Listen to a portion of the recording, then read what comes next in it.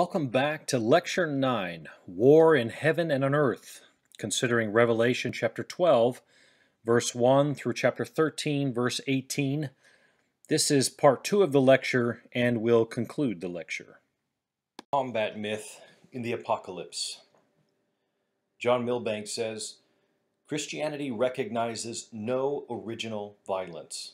It construes the infinite not as chaos, but as a harmonic peace which is yet beyond the circumscribing power of any totalizing person. Peace no longer depends upon the reduction to the self-identical, but the sociality of harmonious difference. Violence, by contrast, is always a secondary, willed intrusion upon this possible infinite order, which is actual for God. John's vision utilizes imagery from the shared cultural repertoire of the combat myths, but what John sees transforms that imagery. There's still the battle of good versus evil, of a struggle for life and order versus death and chaotic destruction. There is the conflict between a pregnant woman and a fierce dragon. The child of the woman is the cause of the dragon's defeat. And the victory of the hero translates into a paradoxical victory for the people for whom this storyline speaks, the followers of the Lamb. However, as we shall see, while the victory is an establishment of a kingdom, it is not like the establishment of the empire of the apocalypse's Babylon. It does not appear self-evident due to military strength and the weight of economic prosperity. In fact, this invading kingdom eschews these standards and calls for a transvaluation of values. The ethos of the kingdom of the Lamb does not rest upon the laurels of coercion and domination. Rather, it calls for a patience. Remember the answer to the martyrs under the altar and their question in Revelation 6:9? They asked, "How long?" The answer, "Just a little longer." It calls for endurance.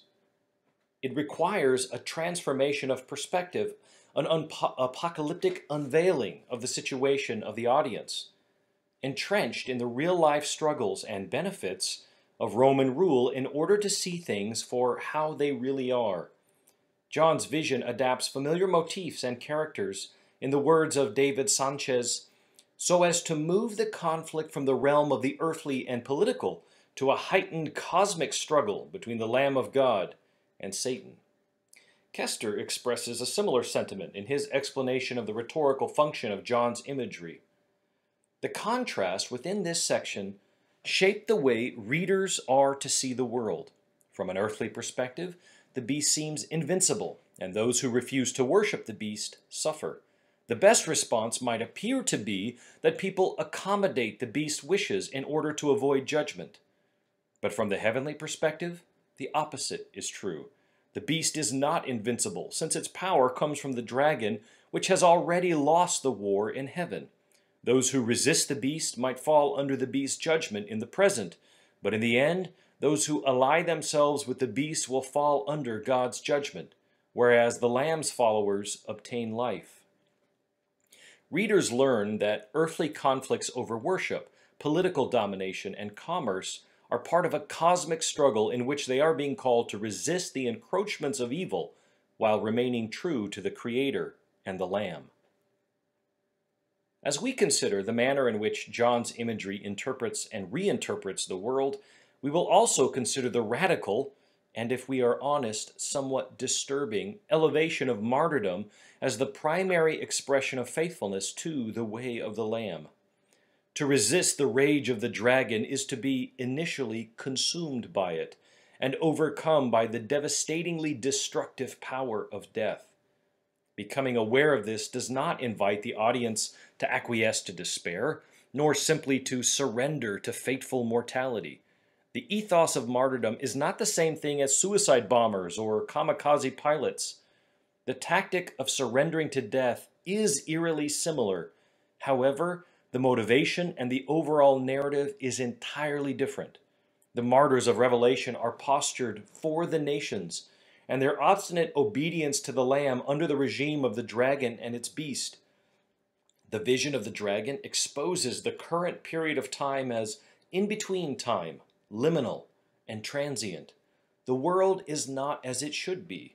And so the audience is encouraged to see the world differently and to invest in the world as it should be, as it will be when Christ completes the victory inaugurated through his ascension exaltation. The Dragon and the Woman, Revelation chapter 12, verses 1 through 9. The announcement of the coming of the kingdom of the Lord and his Messiah in Revelation 11:15, and the vision of the ark in the heavenly temple in 11:19 initiates a new vision and interpretive framework to narrate the world into understanding and into the existence of the new creation. The vision of the signs in heaven, the pregnant woman pursued by the dragon, tells the story of Jesus, the chosen messianic king established by God to rule the world. Much like Psalm 89, considered above, the victory of the Lord over the sea and chaotic forces threatening creation is continued through the reign of the Davidic Messiah. Remember Psalm 89, "You rule the raging sea," the psalmist prays to God. "When its waves rise, you still them. You crushed Rahab like a carcass. You scattered your enemies with your mighty arm." And then later it says, "I have found my servant David. With my holy oil I have anointed him.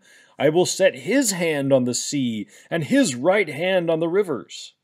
The cosmic cast of characters goes beyond the woman, her child, and the dragon. In this passage, we also see Michael the archangel as the general of a heavenly army, an army of angelic minions attached to the dragon, as well as personified forces in the river which comes out of the mouth of the dragon, and the personified earth, Ge, who comes to the aid of the woman and absorbs the rushing torrent. Finally, there are the offspring of the woman, who seem to be the same cast of characters as the paradoxically victorious comrades of the Lamb's followers. Messianism and mythic conflict, Revelation 12, 1-6. The woman is introduced as a great sign appearing in heaven. She is described in regal terms. She is clothed or wrapped, peribeblemene, with the sun, having the moon at her feet and a laurel crown, a stephanos, not a diadem, as in verse 3 with the dragon, a crown with 12 stars on her head. The woman has been variously identified in the history of the text's reception. She has been variously identified as the Christian church, a specifically end-time ethnically Jewish remnant, as Mary, the mother of Jesus, and as the people of God generally. The latter option is certainly preferable, for the Christian church did not give birth to Jesus, but the other way around. There's little reason to explicitly identify the woman with Mary, although there are some fascinating suggestions about Mary as a new Eve participating in the reversal of the original transgression in the theology of Irenaeus and other church fathers. Again, it is Kester who approaches the issue most wisely and succinctly. He writes, "Instead of asking how readers are to identify the woman, we will ask how the text invites them to identify with her so that they see the action from her perspective. Readers are to continue identifying with the woman as her situation goes from majesty to the agony of childbirth." The birth pangs of the woman would have recalled the tradition of the time of Great Tribulation as a period of birth pains. Think back to our discussion of that in Lecture 6. Many commentators have drawn attention to a similar expression in a text of the Dead Sea Scrolls known as the Thanksgiving Scroll. Here I quoted at length the translation from Martin Abegg. It's broken, the lines are broken up at the top, as you can see here from the slide how damaged the scroll is. An image shows up on this slide. So we'll read what we can here, starting in line 6. This is from column 11. Reading, "Your mouth, and you have delivered me from," it's broken, and from. Line 7, "And now my soul, for they did not esteem me. They set my soul as a boat in the depths of the sea, and as a fortified city before her enemy. I am in distress, as a woman about to give birth to her firstborn. Her pangs come over her, and she has excruciating pain at the mouth of her womb, writhing in the womb of the pregnant one. For children come into life through the crashing waves of death, and she who is pregnant where the male child is afflicted by her birth pains. For through the crashing waves of death she delivers a male child. Through the pains of Sheol there births forth, from the womb of the pregnant one, a wonderful counselor with his strength. A male child is safely delivered from the crashing waves. Into the one who is pregnant with him rush all the crashing waves and excruciating pains when they are born, and terror to their mothers. And when she is born, all pangs come suddenly to the womb of the pregnant one. But she that is pregnant with wickedness experiences excruciating pain and the crashing waves of the pit for all works of terror. And the foundations of the wall break as a ship upon the water, and the clouds thunder with a roar. Those who sit in the dust, as well as those who go down to the seas, are terrified by the roar of the water, and their wise men are for them as sailors on the deep. For all their wisdom is swallowed up by the roar of the seas. When the ocean depths boil over, the springs of water, and they are tossed up to the towering waves, and crashing waves by their roar. And when they are tossed up, Sheol and Abaddon shall open, and all the arrows of the pit, when they descend into the deep, shout out, and the gates of Sheol open for all the works of wickedness. Then the doors of the pit shut up the one who is pregnant with injustice, and the eternal bars shut up the spirits of wickedness. While this passage evokes the language of Isaiah 9:6 with the words wonderful counselor, which is taken up in later tradition as a messianic reference, the deployment of the language here seems to refer to the whole of the messianic community being contrasted with a community pregnant with sin. Commenting on this passage, John Collins writes, "The hymn contrasts the distress of one individual, which will have a happy outcome, with that of another, which will end in disaster. The contrast is drawn, however, with the imagery that has mythological and eschatological overtones. The phrase wonderful counselor is taken from Isaiah 9:5, perhaps he's numbering according to the Masoretic text, and evokes the birth not just of any child, but one through whom the house of David is assured that the line of succession will continue. Birth imagery is often associated with the coming of the Messiah. Revelation 12, with its vivid imagery of a woman giving birth, is an obvious example. In the rabbinic tradition, the time of distress that precedes the redemption is known as the birth pangs of the Messiah. The manner in which this imagery is used in the Thanksgiving hymn as a metaphorical illustration of the distress of an individual suggests that both the messianic connotations of Isaiah 9 and the notion of the birth pangs of the Messiah were well known in the first century. Alongside the pregnant woman in Revelation 12 appears a great fiery red dragon, described as having 7 heads and 10 horns with 7 diadem crowns on its heads. This description would have recalled for John's audience the terrifying images of Leviathan and Python and Typhon that we discussed above. This dragon is a horrific portrait of the chaotic powers of death and destruction. The diadems represent royal power, or at least the pretension to such claims. David Auney recounts an allegory of kingship represented by the orator Dio Chrysostom, where 2 female figures are enthroned on 2 different mountains. One is called kingship, the other is called tyranny. The former, kingship, is associated with virtuous traits such as justice, order, peace, law, and friendship. The other has the companionship of grotesque vices such as cruelty, insolence, lawlessness, rebellion, and flattery. The virtuous kingship resides on the royal peak associated with noble Zeus.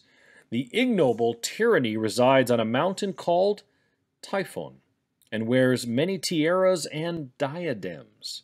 A crown doth one have, doth not make one a king.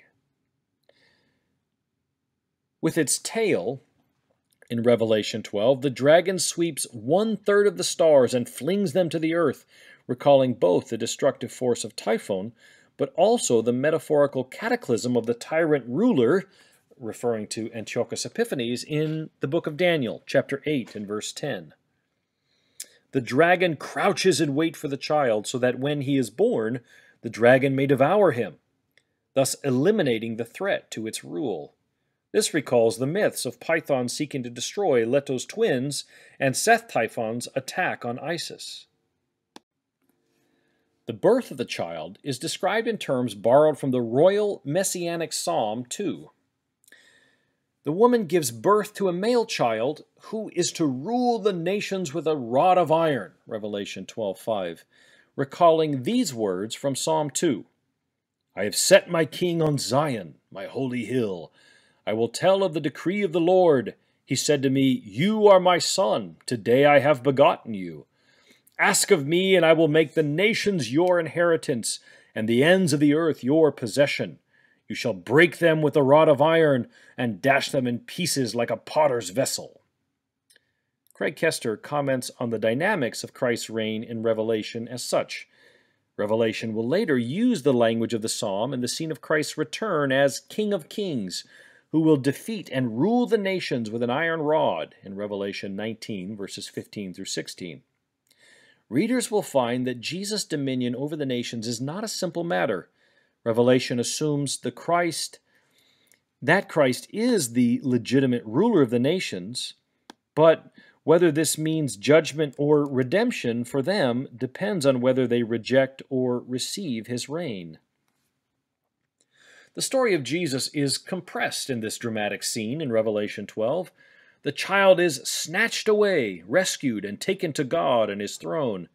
Here we see Jesus exalted to heaven and sharing in the throne of God, that radical and transformative effects of which we already discussed in Lecture 5. Jesus shares the throne of God, receiving heavenly worship and confirmed as the rightful ruler over God's creation. The dragon's pretentious ambitions to rule have been thwarted, his attack on the child confounded. The woman, on the other hand, must flee to the desert. This recalls the flight of the people of Israel into the desert after having been rescued from the treacherous pursuit of Pharaoh, having passed through the Reed Sea. The desert is both a place of testing and a place of protection. We see here again an expression of the divine passive in the language referring to the wilderness where she has a place prepared by God so that there she can be nourished. Again, there is a delimitation on the time. It will happen for 1260 days.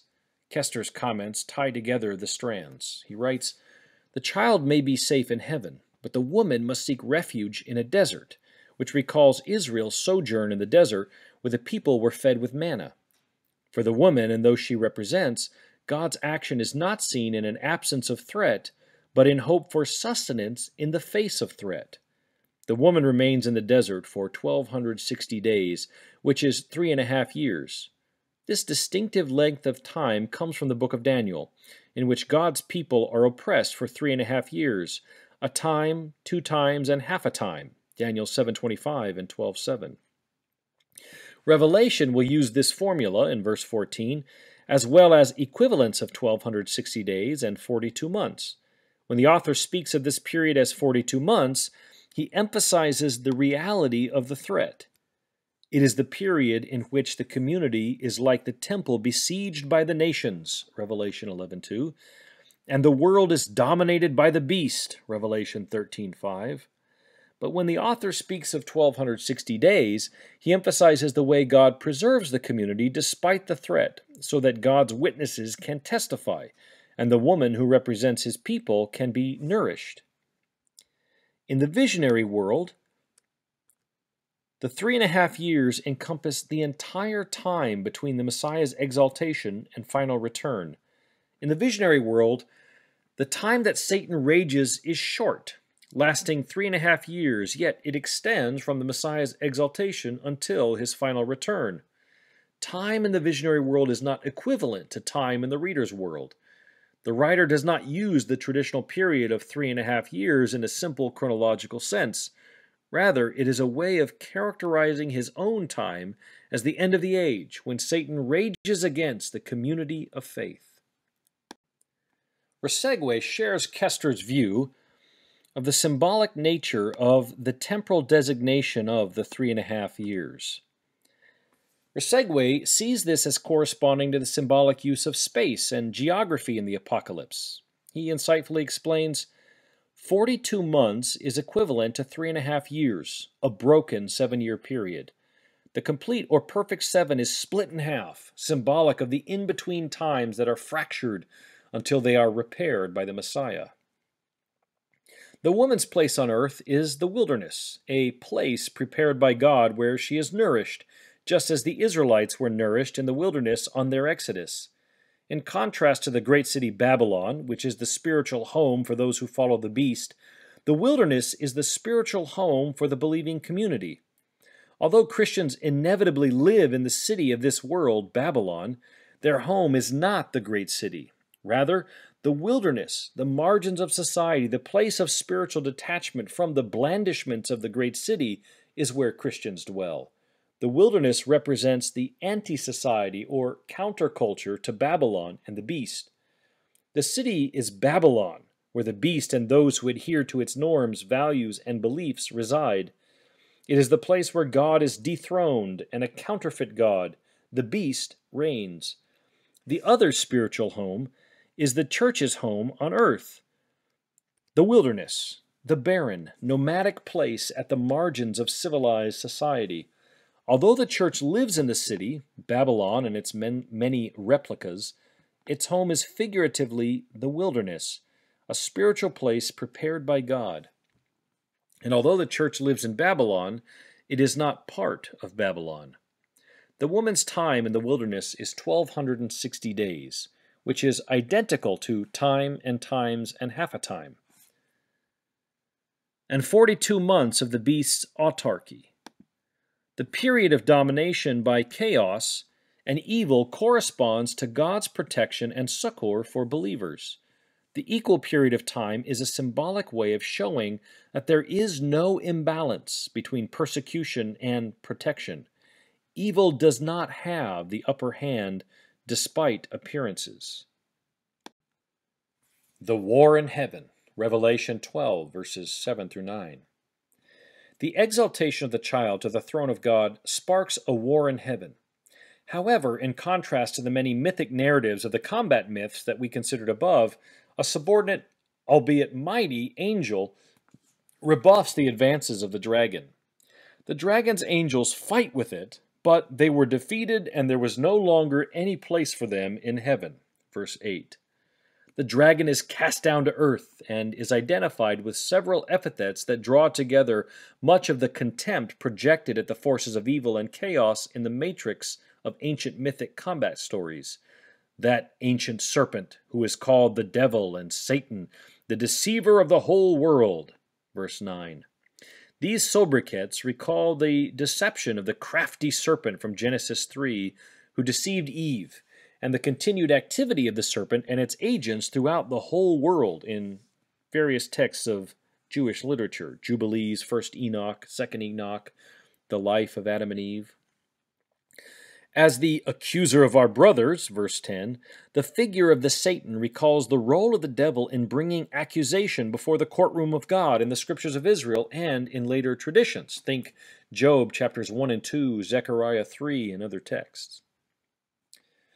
Michael is a well-established figure in apocalyptic literature, called an archangel in Jude, and a prince in the book of Daniel chapter 13 who protects Israel, Daniel 12, and also in 1st Enoch 20, verse 5, assisting God's people in battles, Daniel 10, 13 to 21, and other texts. He is also represented as an advocate defending Israel against the accusations of the Satan, the adversary, the accuser. By recalling the revelation given to Daniel about the coming of an unprecedented time of suffering and tribulation, which will result in the intermediary deliverance of Michael, the archangel, see Daniel chapter 12, verses 1 to 2 and 6 to 7, John's vision links together the suffering of God's people throughout time. Kester comments on the similarities, writing, Revelation follows the pattern by placing Michael's activity at the beginning of the period of trouble that follows the Messiah's exaltation. Daniel also assumes that the time of distress will end with the resurrection of the dead, and Revelation again follows the pattern but adds that the time of distress will culminate in the Messiah's return in Revelation 19:11 through 16, and chapter 20, verses 4 through 15. A hymn of paradoxical victory, Revelation 12, verses 10 through 12. Voices ring out from the heavenly entourage, not unlike the Augustiani we discussed above, who were commissioned by Nero to acclaim his praises in response to his performance on the stage. Echoing the songs of celebration in previous scenes, like chapter 5, 7, and 11, the voice speaks like a chorus in a Greek play, helping the audience members to interpret what they see. The hymn sits at the center of the passage, interpreting the scenes of heavenly warfare before it and the earthly contest and protection of the woman and her offspring from the ravages of the dragon's assault that come after this hymn. This is what we read in Revelation 12, verses 10 through 12. Then I heard a loud voice in heaven proclaiming, "Now have come the salvation and the power and the kingdom of our God and the authority of his Messiah. For the accuser of our comrades has been thrown down, who accuses them day and night before our God. But they have conquered him by the blood of the Lamb and by the word of their testimony, for they did not cling to life even in the face of death. Rejoice then, you heavens, and those who dwell in them. But woe to the earth and the sea, for the devil has come down to you with great wrath, because he knows that his time is short." The subliminal conquest of the Lamb and his followers. Kester's comments, again, are illuminating on the passage. He writes, "The middle scene provides the theological key to the whole episode. In it, the Messiah's enthronement leads to a war in heaven, with the result that Satan is defeated and banished to earth, verses 7 through 9. Then a heavenly voice announces the victory of God, the Lamb, and the faithful, and warns that the devil is furious because he only has a short time left which to work, verses 10 to 12. The point is that the evil one does not rage so fiercely on earth because he is so powerful, but because he is losing and desperate. Satan lashes out like a caged and wounded animal, seeking to do as much damage as he can before his final defeat. This scene is designed to shape the reader's responses to their social situations.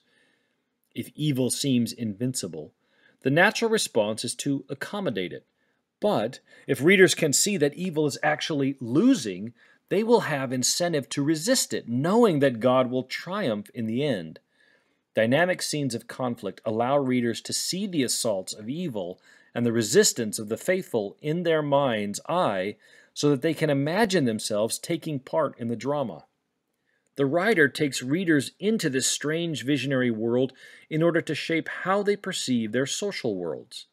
Rather than pointing out specific instances of Satan's activity in the cities of Asia Minor, as the author did in the messages to the churches, the vision characterizes the conflict between good and evil in ways that the readers themselves must relate to the realm of time and space.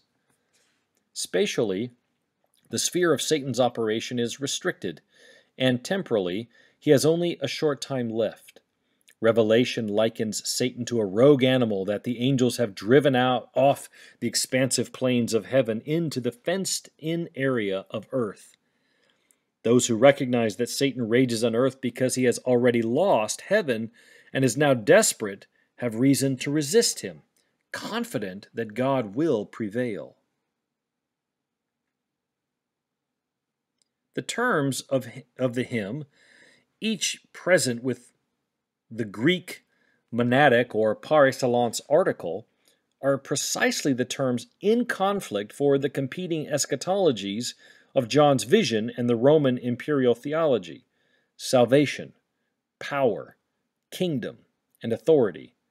The heavenly voice ascribes these traits to God and the Lamb, thus denying them to the dragon, the beast, and to the instantiation of these figures in the Roman Empire, to Caesar and the provincial rulers. Kester writes, "The voice declares that God's power has come, but the dragon, the beast, and Babylon defy God's claims by their own displays of power. God's kingdom has arrived, but Satan's agents have established their own kingdom on earth. God has given authority to Jesus, the ruler of the nations, but the dragon gives authority to the beast, which dominates the nations.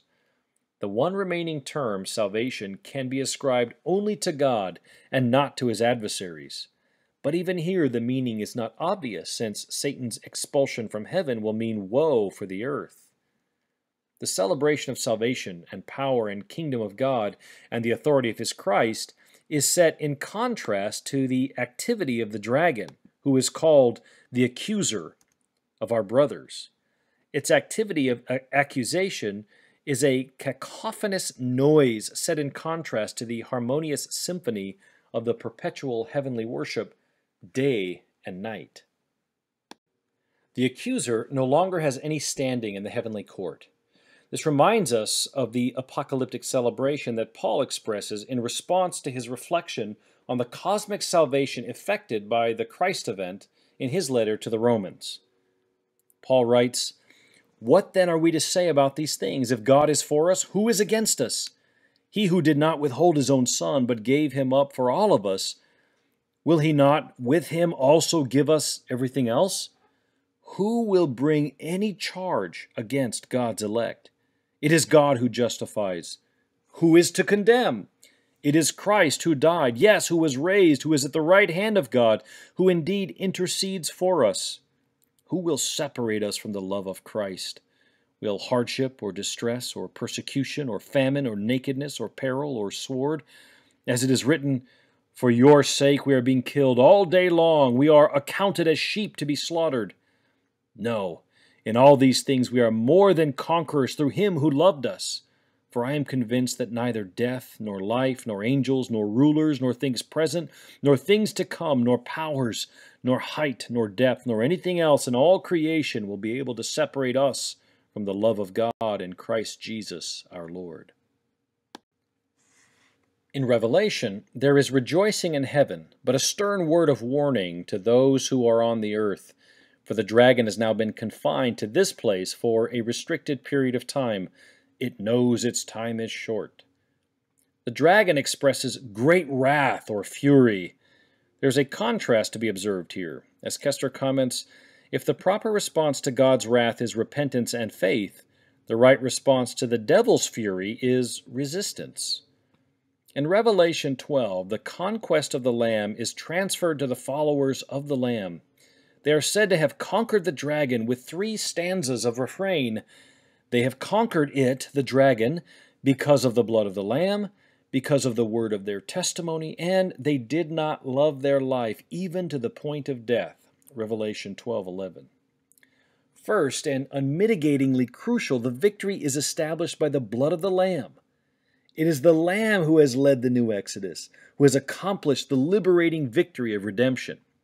Secondly, the means of victory is expressed as an imitation of and participation in the Lamb's self-sacrificial death. Just as the Lamb embraced death as a chief means of obedience to God, so his followers also embrace death as an ultimate and absolute expression of faithfulness to the Lamb. The word of their testimony is coupled with an expression of their surrender of life, much like the 2 witnesses in their prophetic ministry in chapter 11, verses 3 through 12. This deserves special comment. Martyrdom as Christian warfare. Nicholas Lash writes, "The practice of Christian faith is not, in the last resort, a matter of interpreting, in our time and place, an ancient text. It is, or seeks to be, the faithful rendering of those events, of those patterns of human action, decision, and suffering, to which the texts bear original witness. The poles of Christian interpretation are, on the one hand, the testimony of Jesus in his own time and in the time of those who first sought to share in that testimony, and, on the other hand, such continued sharing in that testimony as may be demanded of us today. Only an incorrigible idealist could suppose that Christianity's prime concern is to make sense of suffering, whether the suffering of Jesus or of anybody else. That would be to leave everything as it is. It was not thus that Jesus, by his words and deeds and death, bore witness to God, interpreted the divine in his historical particularity.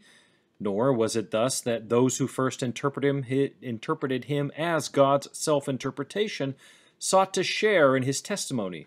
Nor was it thus, to put it theologically, that God interpreted himself in those historical persons and events. God's self-witness, the martyrdom of God, is not the provision of a more or less satisfactory account of the human condition. Divine utterance is performative. Similarly, the transformative power of Christian martyrdom, of sharing in the testimony of Jesus, is a condition of its truthfulness. What might witness or martyrdom mean today? The form of the question, derived from models of interpretation, the inadequacy which I have tried to indicate, is unsatisfactory. It should rather be, what form might contemporary fidelity to the testimony of Jesus appropriately take? And this is a practical and not merely theoretical question. It is a question that will continue, often in darkness, strenuously to engage all those resources of integrity and discernment without which patterns of human action are not responsibly undertaken or pursued. And it will also continue to engage all those resources of textual, historical, and literary criticism without which the New Testament scholar cannot competently perform his or her indispensable function. That function, I have suggested, is an aspect, but only an aspect, of the broader task of Christian interpretive practice, of the attempt to bear witness faithfully and effectively to God's transformative purpose and meaning for humankind. The topic of martyrdom is provoked by the presentation of both Jesus as the Lamb and the followers of the Lamb as those who love not their lives even to the point of death. The topic of martyrdom has always been a fascination of popular and scholarly imagination. In recent years, much attention has been given to the ways in which early Christian identity was formed in relation to stories about those who died for their faith at the hands of unjust persecutors. More than this, in a recent scholarly monograph, Paul Middleton has argued for the pervasiveness of what he calls radical martyrdom as a feature that arises in the 2nd century, which is a phenomenon where the martyr's death is actively sought as a means of conducting spiritual warfare. Drawing on and developing the holy war tradition from the scriptures and sacred stories, early Christians perceived their sufferings and deaths at the hands of Roman officials as part of an apocalyptically exposed cosmic conflict. Recognizing that there was no official state-sponsored persecution of Christians that gave rise to the apocalypse, Middleton points out that John was clearly provoking a social crisis with implications for a rising death toll alongside Antipas. Middleton explains, in fact, John anticipates that there would be loss of life, but these would be deaths with a purpose. John interprets death in such a way that not only did he offer Christians a reason to undergo martyrdom when the opportunity presented itself, he offered his Christian readers or hearers a radical new way of understanding Christian death so that seeking opportunities for martyrdom would seem desirable. For Middleton, the Apocalypse is the single text included in the New Testament canon that explicitly calls for an ethos of radical martyrdom, the call for believers to seek out opportunities of conflict with authorities for the purpose of suffering and dying. Martyrdom for John is the result of faithful witness, he writes. It is a call for all Christians, not an elect few. It is a call for conquest and for participating in the victory of the Lamb. Middleton traces a direct line from Revelation, as the sole explicit advocate for radical martyrdom in the New Testament, to the later narratives and theologies that developed in the 2nd and 3rd centuries. In that milieu, he perceives a wide range of theological significances and motivations for seeking martyrdom, including the thrill of the victorious contest, the act of public witness, the engagement in cosmic conflict, and as participation in and confession of Christ, while sharing in Christ's cosmic victory. Many of these images are familiar to the audience of the Apocalypse, even if the imagination is raw and undeveloped compared to the 2nd and 3rd century martyrologies. The martyrologies depicting the deaths of Christians in the arena of the amphitheater gave rise to the view of the martyr's death as part of the spectacle of public contest. The seeds of this are within the Apocalypse, but a full-blown perspective is not to be found in its pages or the columns written on a scroll. However, the following theological models Middleton adduces from the burgeoning martyrology literature are apropos for a description of the themes in the Apocalypse. The first quote applies to the Apocalypse only metaphorically, and not without some difficulty in matching Revelation's cosmology. If the Christians' struggle was often played out in the arena before the crowds of onlookers, and if the battle was against forces of the Roman Empire on a more fundamental level, their struggle was cosmic in scale. Standing at the center of the arena, the beasts before them and the crowds around them, the Christians were depicted as standing beneath the heavens, where the angels awaited to receive those who walk through the gate of life, and above the fires of hell, where the devil waited to devour those he successfully snared.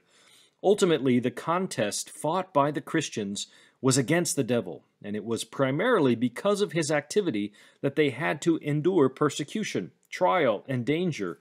The Christians were not only athletes in the games, they were soldiers in a cosmic war. The next quote from Middleton fits better the spectacle that John presents in his vision of Revelation chapters 12 and 13.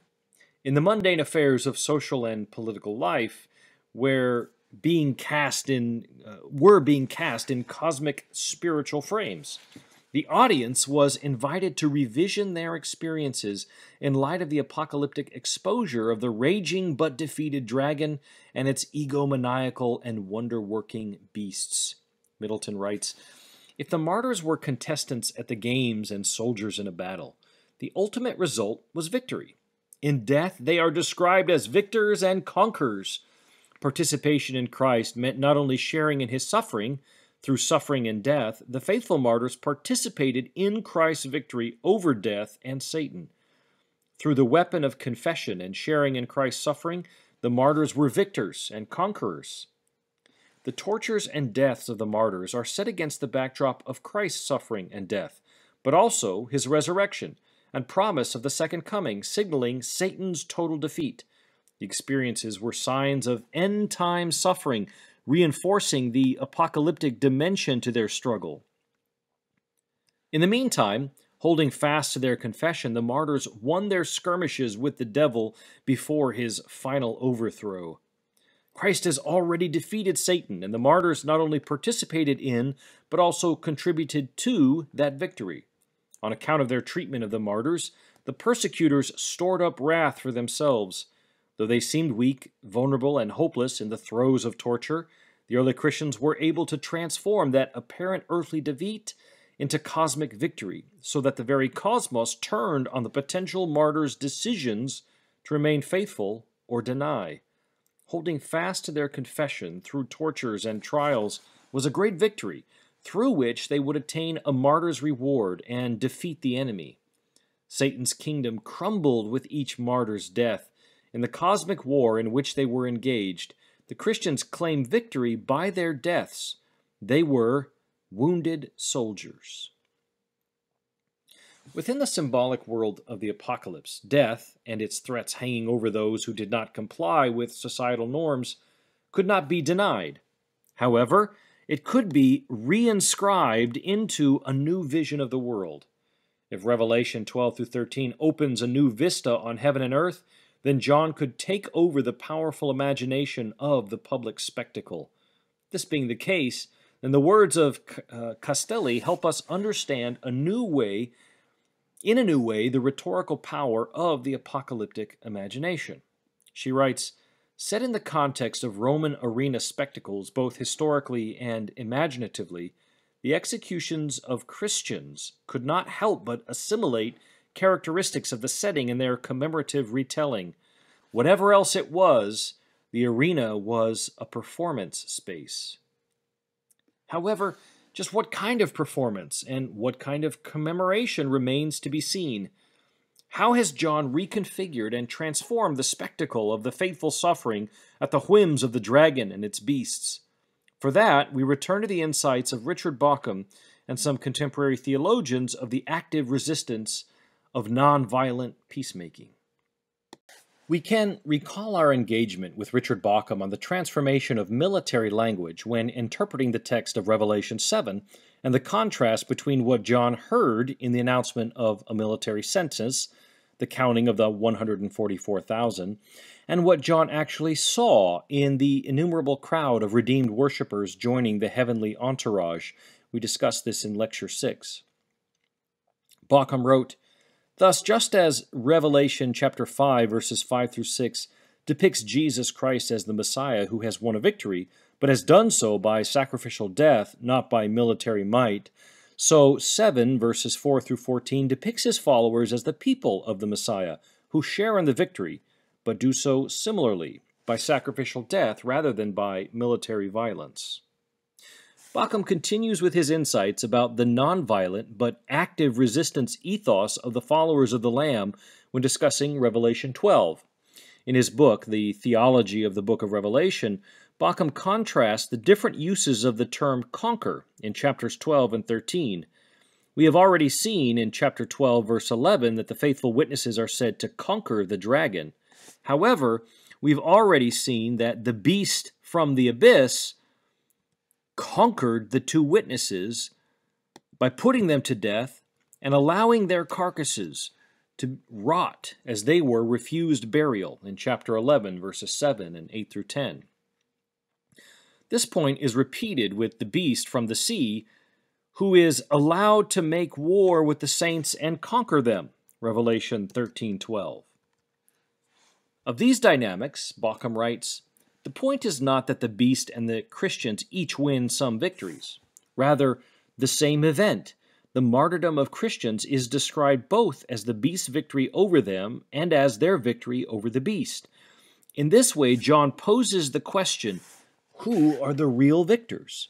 The answer depends on whether one sees things from the earthly perspective, or of those who worship the beast, or from the heavenly perspective, which John's visions open up for his readers.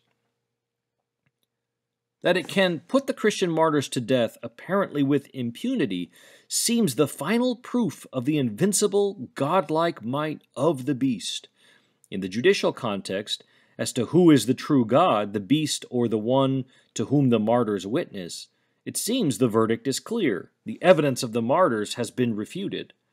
Even the Christians must have been tempted to see it that way. They were a tiny minority of powerless people up against the overwhelming might of the state and the overwhelming pressure of pagan society. To refuse to compromise was to become even more helpless victims. What was the point of resisting the beast when he was proving irresistible? But John's message is that from the heavenly perspective, things look quite different. The martyrs are the real victors. To be faithful in witness to the true God, even to the point of death, is not to become a victim of the beast, but to take the field against him and win. But only in a vision of heaven or a voice from heaven can the martyrs be recognized as victors. The perspective of heaven must break into the earthbound delusion of the beast's propaganda to enable a different assessment of the same empirical fact. The beast's apparent victory is the martyrs, and therefore God's real victory. The heavenly perspective has the power of truth. When the martyrs testify to the true God against the spurious divine claims of the beast and refuse to admit the lies of the beast, even when they could evade death by doing so, they win the victory of truth over deceit. The beast's lies cannot deceive them or even win their lip service by coercion. He can kill them, but he cannot suppress their witness to the truth. Their death does not refute their evidence, because even in their death the power of truth to convince overcomes the power of mere physical might to suppress it. Hence, perhaps the most important contrast between the forces of evil and the army of the Lamb is the contrast between deceit and truth. Bauckham expands his reflections on John's transformation of military language and therefore the rhetorical aim of transforming the moral vision of his audience in his larger study called The Climax of Prophecy. We have already considered Bockham's proposal on this matter, but it is worth repeating and expanding further as he applies this imagery to Revelation 12. Bockham writes, Revelation makes lavish use of holy war language while transferring its meaning to non-military means of triumph over evil. Human participation in the eschatological war is not rejected in Revelation, but emphasized and, again, depicted in terms drawn from the traditions of holy war, which are then carefully reinterpreted in terms of faithful witness to the point of death. The distinctive feature of Revelation seems to be not its repudiation of apocalyptic militarism, but its lavish use of militaristic language in a non-militaristic sense. In the eschatological destruction of evil in Revelation, there is no place for armed violence, but there is ample space for the imagery of armed violence. No doubt, in the Jewish circles with which John and his churches had contact, including Jewish refugees from Palestine who joined the great Jewish communities in the cities of Asia Minor after the fall of Jerusalem, ideas of eschatological holy war against Rome, such as the Qumran community had entertained and the Zealots espoused, were well known. Some Jews, disillusioned with such expectations after the fall of Jerusalem, may have joined the Christian churches to which John wrote. John's interaction with apocalyptic militancy will therefore have been part of the church's debate with the synagogue of Satan, who say they are Jews but are not, in Revelation 3:9. He is not concerned simply to repudiate apocalyptic militancy, since he shares much of its general outlook, a strong critique of Roman power as antithetical to the rule of God, a perception of religio-political issues within an eschatological and dualistic framework in which God and his people are in conflict with the satanic power and destined in the end to triumph, and a conviction of the need for God's people to engage in the conflict with evil by active resistance to the religio-political claims of Rome and pagan society. Therefore, instead of simply repudiating apocalyptic militancy, he reinterprets it in a Christian sense, taking up its reading of Old Testament prophecy into a specifically Christian reading of the Old Testament. He aims to show that the decisive battle in God's eschatological holy war against all evil, including the power of Rome, has already been won by the faithful witness and sacrificial death of Jesus. Christians are called to participate in this holy war and his victory, but by the same means as he employed, bearing the witness of Jesus to the point of martyrdom. It is misleading to describe this as passive resistance. For John, it is as active as any physical warfare, and his use of holy war imagery conveys this need for active engagement in the Lamb's war. Part of the aim of the book of Revelation is to alert the readers to the fact that what is going on around them in the social and political life of their own cities is part of a conflict of cosmic proportions, the eschatological war of good and evil, the conflict of sovereignty between God and the devil, in which they are called to take sides, to take a firm stand, and by faithful witness to the truth, to play their part in resisting the pagan state and pagan society. The message is not, do not resist, so much as resist, but by witness and suffering, not by violence. The active metaphor of warfare serves this purpose better than the language of passive resistance. John's apocalyptic imagery achieves a symbolic transformation of the world. That is, it changes his readers' perception of the situation in which they live, and so enables them to behave differently in response to it. The imagery of holy war provides a most effective vehicle for this purpose, because it highlights the issue. When the beast puts the martyrs to death, who is the real victor? The sheer political and military power of the beast seems divine, and this earthly view of the power situation was surely one which Christians themselves were tempted to share. They were a tiny minority of powerless people confronted with the apparently irresistible might of the Roman state and the overwhelming pressure of pagan society. To refuse to compromise was simply to become even more helpless victims. The apocalyptic visions, however, reveal that from a heavenly perspective, things look quite different.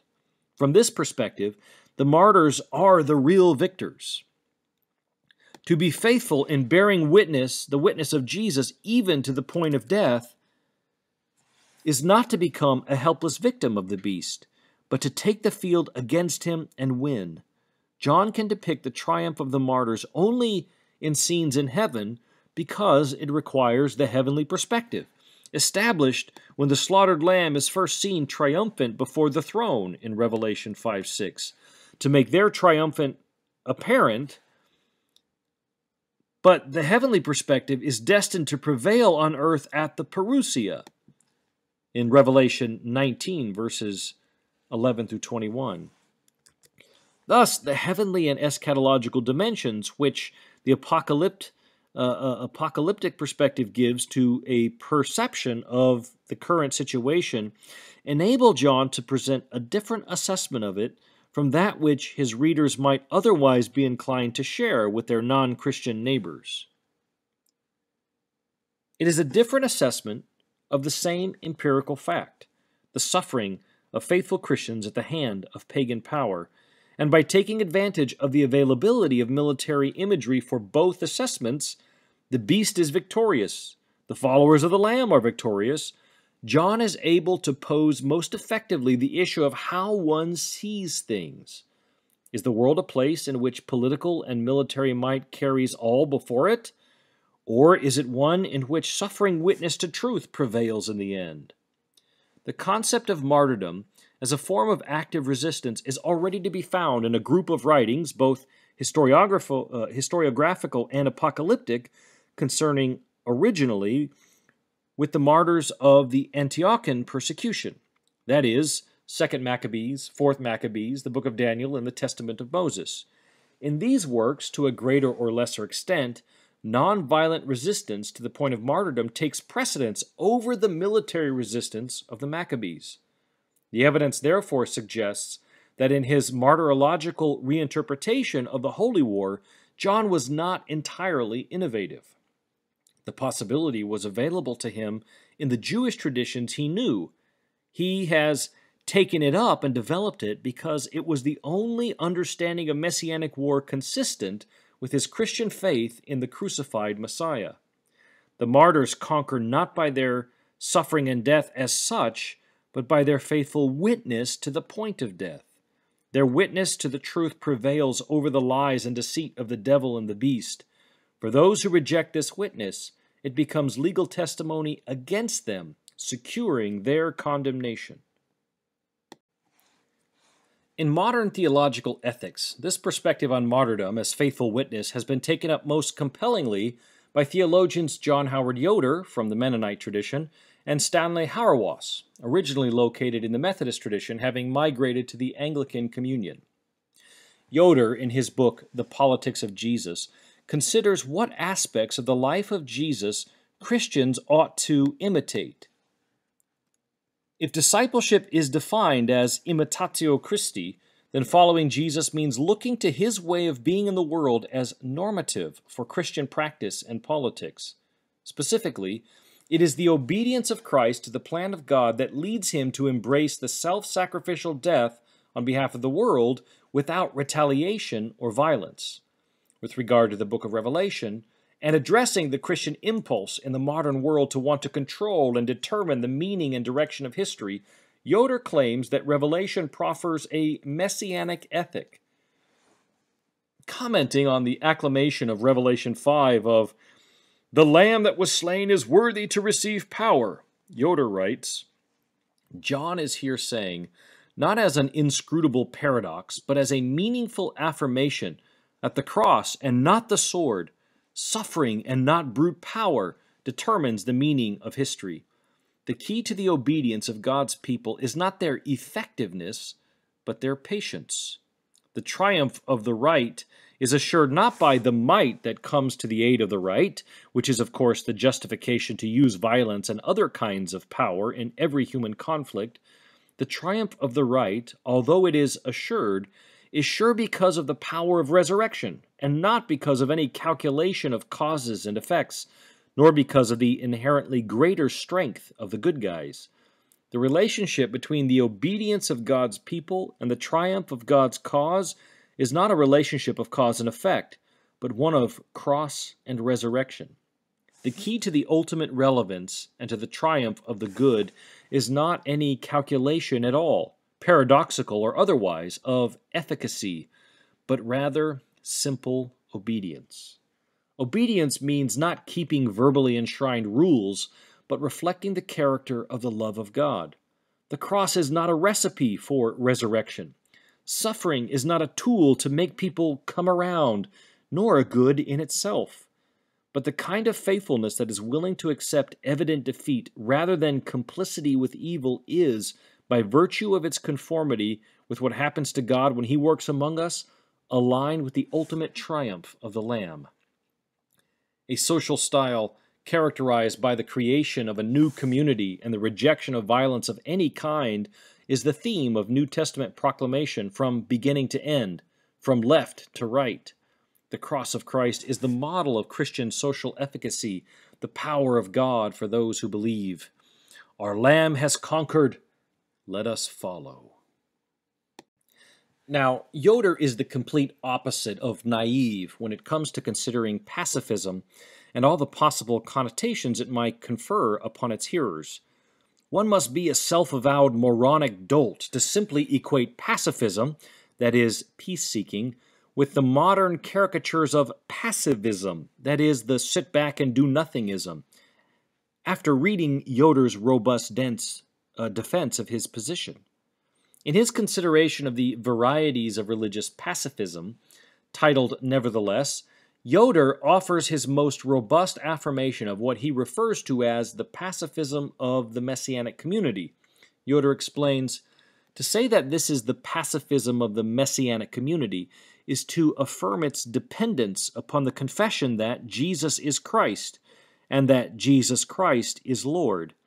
To say that Jesus is the Messiah is to say that in Him are fulfilled the expectations of God's people regarding the coming one in whom God's will would perfectly be done. Therefore, in the person and work of Jesus, in His teachings and His passion, the kind of pacifisms find its rootage, and in His resurrection it finds establishment."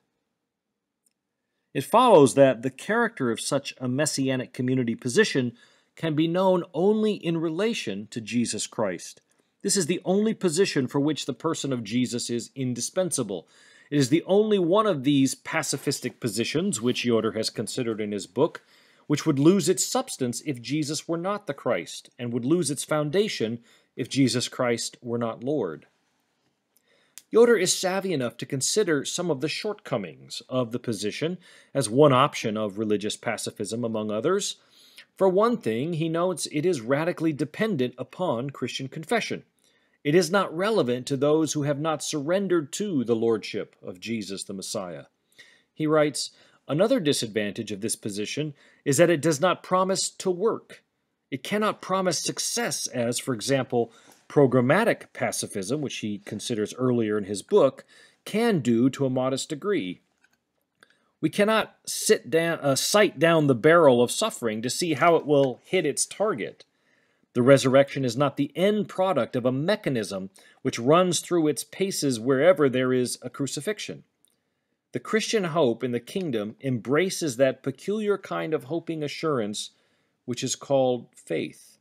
But this is not the preponderant probability of early success which is desired by the just war theory or by a prudential ethic.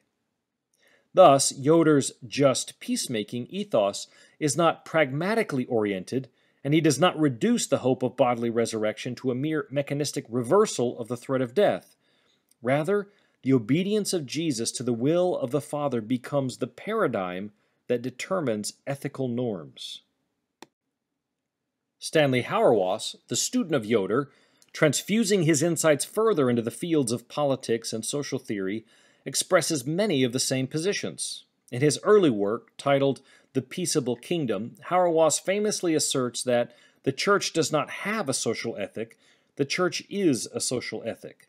Expanding on this insight, Hauerwas avers, "It is particularly important to remember that the world consists of those, including ourselves, who have chosen not to make the story of God their story. The world in us refuses to affirm that this is God's world and that, as loving Lord, God cares for creation is greater than God's care for creation is greater than our illusions of control. The world is those aspects of our individual and social lives where we live untruthfully by continuing to rely on violence to bring order. Church and world are thus relational concepts. Neither is intelligible without the other. They are companions on a journey that makes it impossible for one to survive without the other, though each seeks to do so. They are thus more often enemies than friends, an enmity tragically arising from the church's attempt to deny its calling and service to the world, dismissing the world as irredeemable, or transforming its own servant status into a triumphalist subordination of the world. But God has in fact redeemed the world, even if the world refuses to acknowledge its redemption. The church can never abandon the world to the hopelessness deriving from its rejection of God, but must be a people with a hope sufficiently fervid to sustain the world as well as itself. Thus, the church serves the world by giving the world the means to see itself truthfully. The social ethic of the church is, first of all, an affair of understanding rather than doing. The first question we must ask is not what should we do, but what is going on? Our interpretation will determine what we are to do. Our task as church is the demanding one of trying to understand rightly the world as world, to face realistically what the world is with its madness and irrationality. Therefore, the calling of the church to be the church is not a formula for a withdrawal ethic, nor is it a self-righteous attempt to flee from the world's problems. Rather, it is a call for the church to be a community which tries to develop resources to stand within the world, witnesses to the peaceable kingdom, and thus rightly understanding the world. The gospel is a political gospel. Christians are engaged in politics, but it is a politics of the kingdom that reveals the insufficiency of all politics based on coercion and falsehood, and finds the true source of power in servanthood rather than dominion. The church, therefore, is a polity like any other, but it is also unlike any other insofar as it is formed by a people who have no reason to fear the truth. They are able to exist in the world without resorting to coercion to maintain their presence. That they are such depends to a large extent on their willingness to move. They must be a movable feast. For it is certain that much of the world is bound to hate them for calling attention to what the world is. They cannot and should not wish to provoke the world's violence, but if it comes, they must resist if that resistance means the necessity of leaving one place for another. For as Christians, we are at home in no nation. Our true home is the church itself, where we find those who, like us, have been formed by a Savior who was necessarily always on the move. Hauerwas extends these insights about Christian prophetic vocation, its apocalyptic function of unveiling the world's true need for the Savior, and the manner in which it performs its witness in his book After Christendom. He writes, God in Jesus has defeated the powers so that as disciples we can confidently live as a cruciform community in a world that has chosen not to be ruled by such love. If we say outside the church there is no salvation, we make a claim about the very nature of salvation, namely that salvation is God's work to restore all creation to the lordship of Christ. Such a salvation is about the defeat of powers that presume to rule outside God's providential care. Such salvation is not meant to confirm what we already know and or experience. It is meant to make us part of a story that could not be known apart from the exemplification in the lives of people in a concrete community. Salvation is the enacted narrative of God's ongoing care of Israel through the calling of Gentiles into the promised people. There is no more powerful witness to this understanding of salvation as enacted in the narrative of martyrdom. For it was through martyrdom that the church triumphed over Rome. Rome could kill Christians, but they could not victimize them. The martyrs could go to their death confident that the story to which their killers were trying to subject them, that is, the story of victimization, was not the true story of their death. To Rome, Christians dying for their faith, for their refusal to obey Caesar, was an irrational act. For the martyrs, their dying was part of a story that Rome could not acknowledge and remain in power as Rome. Thus, the most powerful, determinative political witness the Church had against Rome was martyrdom. By remembering the martyrs, the Church in effect said, "You may kill us, but you cannot determine the meaning of our deaths. Rome does not get to tell the story of our lives, but rather the Church claims to be the triumphant political community that knows the truth of our existence better than Rome. The Church, exactly because it does not seek to rule through violence, though it necessarily manifests God's rule, triumphs by remembering the victory of the Lamb through the witness of the martyrs."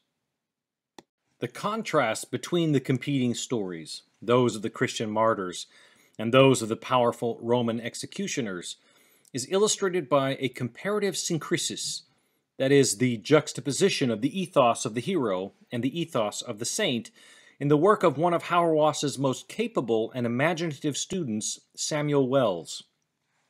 We will hear him from his book Improvisation at length.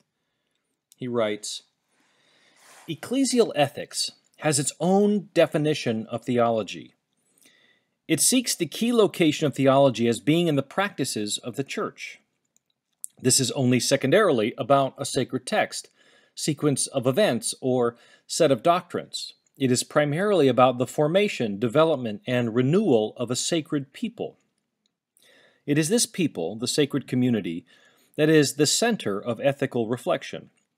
This is what God wants as His witness in His world and as companion in the kingdom. This is what Jesus came into the world to embody and gave His life to make possible. This is what the Bible was written to encourage and guide, and this is what theologians are called to resource and challenge. The sacred community is the touchstone of virtue. That which builds it and enables it to be faithful is good and right and true. That which attempts to bypass it or contrives to render it invisible or undermines it from within is dubious, misguided, and dangerous."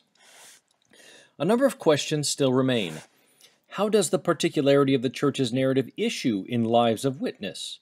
What criteria define the faithfulness of that witness? Is Christianity about great individuals or about great communities? The answer to these questions lies in a significant distinction that summarizes the argument of this chapter. The distinction lies in a subtle difference between antique and theological wisdom. Aristotle sought to inspire his readers to be heroes. The virtues he commands are noble ones, and the lives he advocates are ones of effort and attention. His followers will, if faithful, be capable of making decisive interventions that swing the course of a battle or a debate or a long cultural struggle. Without them, all might be lost. They are formed in the virtues required to negotiate an awesome role. They are prepared to be the center of the story. They stand out from the crowd. They form friendships only with others of similar stature. They are self-sufficient and resilient amid setbacks. The definitive icon of virtue is the soldier, who is prepared to risk death for the sake of a higher good. The noblest death is death in battle. For battles offer the greatest danger, thus requiring the greatest courage. Today's readers tend to have difficulty reading Aristotle, but they find him difficult not because he places the hero at the center of the story. They take for granted that the story is about them. Neither do they particularly bark at the underlying assumption of violence, the emblematic role of the soldier, for they assume that in a world of limited goods, there is bound to be conflict at some stage so that good may prevail. No, today's readers find most difficult about Aristotle is his assumption that, though everyone would want to be a hero, very few people will be, and that so being requires a Herculean effort of discipline and will. Today's readers object to such elitism. Democracy flattens out such distinctions. It dictates that everyone has the right to be a hero, and it shouldn't be restricted to those with aptitude, effort, and skill. Because everyone can be a hero, the most mundane of activities and commitments and achievements may be regarded as heroic.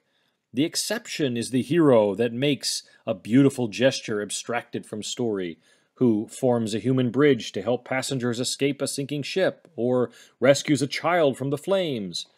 Anyone can be a hero by making a spontaneous gesture. The point is not that these activities are highly regarded, but that everyone must have the right to be regarded as the center of his or her own story. Aquinas did not seek to inspire his readers to be heroes. The virtues he commends are not those that enable his readers to make decisive interventions in the heat of battle or the height of controversy. The virtues he proposes are those that enable Christians to follow Christ. They are not called to be heroes, they are called to be saints. The word hero does not appear in the New Testament. The word saint occurs 64 times. What is the difference between a hero and a saint? 5 differences present themselves. To start with, there is a significant difference between the kind of story that is told about heroes and the kind of story that is told about saints. The hero always makes a decisive intervention at a moment when things are looking like they could go all badly wrong. The hero steps up and makes everything turn out right. In other words, the hero is always at the center of the story. By contrast, the saint is not necessarily a crucial character. The saint may be almost invisible, easily missed, quickly forgotten. The hero's story is always about the hero. The saint is always at the periphery of a story that is really about God. Next comes the question of why the story is told. The hero's story is always told to celebrate the virtues of the hero's strength, courage, wisdom, or great timing. Such are the qualities on which the hero's decisive intervention rests. By contrast, the saint may well not have any great qualities. The saint may not be strong, brave, clever, or opportunistic, but the saint is faithful. The story of the hero is told to rejoice in valor. The story of the saint is told to rejoice or celebrate faith. Third, there is what the story takes for granted. The definitive heroic icon is the soldier, who is prepared to risk death for the sake of a higher good. The noblest death is death in battle, for battle offers the greatest danger, thus requiring the greatest courage. The story assumes that in a world of limited resources there is bound to be conflict at some stage, so that good may prevail. But saints assume a very different story. They do not need to learn how to fight over competing goods, because Christ has fought for and secured the true good. The goods that matter now are not limited or in short supply. Love, joy, peace, faithfulness, gentleness, these do not rise or fall with the stock market. The saint's story does not presuppose scarcity. It does not require the perpetuation of violence. Whereas the icon of heroism is the soldier, the icon of sanctity is the martyr. The soldier faces death in battle. The martyr faces death by not going to battle. The soldier's hero is wisdom. The soldier's hero, wisdom, is its own reward. It makes sense in any language that respects nobility and aspires to greatness. The martyr's sanctity makes no sense unless rewarded by God. It has no place in any story except that of Christ's redeeming sacrifice and the martyr's heavenly crown. Fourth, there is what happens when the story goes wrong. The hero is at the center of the story. It is the hero's decisive intervention that makes the story come out right. Without the hero, all would be lost. So, if the hero makes a mistake, if the hero bungles or exposes a serious flaw, it is a disaster. A catastrophe, probably fatal for the story, and, if it's a big story, possibly pretty serious for life as we know it. By contrast, the saint expects to fail. If the saint's failures are honest ones, they merely highlight the wonder of God's greater victory. If the saint's failures are less admirable ones, they open out the cycle of repentance, forgiveness, reconciliation, and restoration that is what Christians call a new creation. A hero fears failure, flees mistakes, and knows no repentance.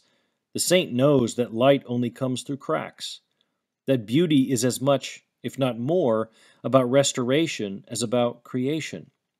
Finally, the hero stands alone against the world. The story of the hero shows how he or she stands out from the community by excellence of his or her virtue, the decisiveness of his or her intervention, or their simple right to have his or her story told. The story of God tells how he expects a response from his disciples that they cannot give on their own. They depend not only on him, but on one another for resources that can sustain faithful lives. And they discover that their dependence on one another is not a handicap, but is central to their witness. Of those 64 references to saints in the New Testament, every one is in the plural. Saints are never alone. They assume, demand, require community, a special kind of community, the communion of saints. Heroes have learned to depend on themselves. Saints learn to depend on God and the community of faith. The church is God's new language, and it speaks not of a country fit for heroes to live in, but of a commonwealth of saints. This is why, if theological ethics is to tell a story that continues to be about God, it must concentrate on the narrative and practice of the church and the witness of the saints. We might observe that the Apocalypse shares a similar perspective on the ethical formation of a spiritual community aimed at obedience to the way of the Lamb in contradistinction to the ways of the dragon and its beasts. The hymn of Revelation chapter 12, verses 10 through 12, casts a vision, reassures the audience of the divine victory, and steels the audience for the necessary disposition of patient endurance during this interim period until the dragon's defeat is completed. The dragon and the woman's offspring, Revelation 12, verses 13 to 18. After the hymn, the scene shifts to the earthly arena, where the dragon now pursues the woman. However, protection is afforded to the woman in terms reminiscent of the Exodus deliverance. The woman was given 2 wings of the great eagle so that she could fly from the serpent into the wilderness to her place where she is nourished for a time, times, and half a time. Revelation 12:14. The serpent pursues and vomits water to subsume the woman, but she is defended by the earth, who opens its mouth and swallows the river. The dragon then turns its attention to the woman's offspring, those identified as the ones who keep the commandments of God and hold fast to the testimony of Jesus. The dragon postures on the seashore, poised to call forth the agent of his temporary conquest. A terrifying beast will enter the arena to make effort to turn the tide. Pursuing the woman, Exodus imagery, Revelation 12, verses 13 to 16. There is a kind of recapitulation in the dragon's pursuit of the woman in the earth. Similar dynamics happened in the previous scene where the dragon persecuted the woman in heaven. Finding no more place in heaven, the dragon is cast down to the earth, no longer able to bring accusation before the heavenly court. The time of the dragon's fury is short, Revelation 12:12, reduced to the fragmented time of ruptured creation awaiting restoration, the period of the 3.5 years. We hear Resegui again on the period of time, times, and half a time. He writes, "The conflict between good and evil intensifies on earth. The woman sets out on a wilderness sojourn that recalls Israel's exodus. Just as the Israelites escaped from the Egyptians on eagle's wings in Exodus 19:4, the woman is given the 2 wings of the great eagle to flee the pursuing Pharaoh of this story. John uses 3.5 or 1260 days when he refers to the persecution of the church, its time of witness, and God's protection of the church. 42 months is reserved for the beast's autarky and the onslaught of evil upon believers. time, two times, and half a time, is found in Daniel 7:25 and 12:7, and corresponds approximately to the reign of terror by the Syrian despot Antiochus Epiphanes. 3.5 years represents a divinely restricted period of persecution, but there may be more to John's usage of the phrase time, times, and half a time, or 3.5 years. The repetitive phrase establishes a cadence that is abruptly and suddenly interrupted. Time and times and half a time raises the expectation that time will continue unabated. A time is lengthened to two times, and two times raises the expectations of three times, and so forth. Yet the rhythmic syncopation is halted midway with the abrupt and unexpected half a time. A respite is introduced into what seems to continue without interruption. Persecution that appears unabated is truncated by the abrupt half a time. 3.5 is a broken 7. Since 7 represents a complete unbroken period of time, 3.5 represents an interruption of this perfect, complete, unbroken period. A broken 7 is John's way of providing an above perspective on what happens here below. Evil appears unbounded and unchecked from a limited human perspective. 3.5 is a period of distress, but it is not a complete period of time, which the perfect number 7 would convey. In the in-between spaces, during the in-between times, the woman finds Exodus-like protection in this liminal space of wilderness wandering. The two wings of a great eagle finds a clear elusive resonance in the language used to interpret how God delivered Israel from the dragon-like pursuit of Pharaoh after the vassal people of God of Sinai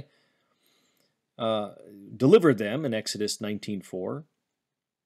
The same language gets picked up by the voice of the prophet Isaiah, addressing those who await deliverance in the Babylonian exile. Those who wait for the Lord shall renew their strength. They shall mount up with wings like eagles. Isaiah chapter 40, verse 31. One more interesting observation is made by Resegui. The personified earth, Ge, who is often overlooked as a feminine actor in this chapter, comes to the aid of the woman and swallows the water. The earth, while assaulted by the dragon who threatens its destruction, see 11:18 and Revelation 12:12, acts as one of God's agents to care for the woman. This picture would also be a reversal of the Gigantomachy myths discussed above, where the earth sends forth Typhon as the climactic assault on Zeus. Pursuing the woman's offspring, Revelation 12, verses 17 and 18. The dragon is described as becoming enraged, or giste, at the woman, and so turns in vindictive rage to the woman's offspring. The offspring are defined in terms of characteristics that link them to the Lamb, keeping the commandments and holding to the testimony about Jesus. There is a link of continuity here between the people of God in the scriptures of Israel. This further strengthens the Exodus motifs, for Israel was rescued in order to serve God in the wilderness and keep the commandments of God. Think of Exodus 4:23. This people has been redeemed to be a kingdom of priests, and they maintain this identity in the face of continued danger. Verse 18 is a transitional statement. The dragon takes its stance on the seashore in order to call forth its monstrous parody of the Lamb in order to unleash a campaign of terror for the time it has left. If it could not establish its reign in heaven, then it will launch a counterfeit kingdom on earth. To fully appreciate the following imagery, we will again need to take an introductory detour to establish the intertextual resonances that for the backdrop to the description of the beast from the sea and the beast from the land. Political critique and symbolic resistance in the Apocalypse. As we turn to the second vision, beginning with "and I saw" in Revelation 13:1, of the second great vision cycle in 12:1 to 22:5, we see John employing an all-out satirical parody of earthly powers and authorities. Associated with the dragon of chaos, rather than the noble gods, The beasts that are to appear expose political and economic practices as oppressive and exploitive. John deploys further imagery in the repertoire of myths and legends floating in the air, so to speak, and shared by both Judean and Greco-Roman, that is, pagan lore. In terms of the Judean traditions, John draws from the imagery primarily out of Daniel chapter 7 and the four beasts representing four successive empires, which are finally overcome and judged by God. In terms of the Greco-Roman traditions, John draws from the common stock of patterns of social discourse arising from Roman imperial theology, and specifically the realities of the imperial cults that structured so much of the landscape of Asia Minor in the first century. More than this, it is commonly understood that John weaves a powerful legend about the return of Nero into the image of the beast from the sea, thus coming full circle in attacking the Roman imperial theology with images of its own inherent weaknesses. Gaining an understanding of some of the social and political dynamics at work behind the scenes, so to speak, in John's theological political cartoon will take us far in being able to read John's visions of the beasts from the sea and from the land in Revelation chapter 13. Beasts and tyrants, the four beasts of Daniel's dream in Daniel 7. First, we will briefly consider the manner in which Daniel uses animal imagery to depict kings and kingdoms in his apocalypse in order to portray the subordination of all powers to the authority of the Ancient of Days, and specifically an exposing judgment on the powers that would resist and oppose divine rule. These images are used throughout the book in different ways. We will consider three instances: the humiliation of Nebuchadnezzar taking on animal characteristics in chapter 4, the dream vision of the ram and the goat in chapter 8, and then the dream vision of chapter 7. First, we can note the punishment affected on Nebuchadnezzar after he had established a massive golden statue of himself and demanded that everyone bow down to it in Daniel chapter 3. Nebuchadnezzar's behavior follows the pattern of hubris associated with rulers who exalt themselves beyond their station. When he has established a reign of peace and prosperity, he has a dream that instills dread in his serene disposition in Daniel chapter 4.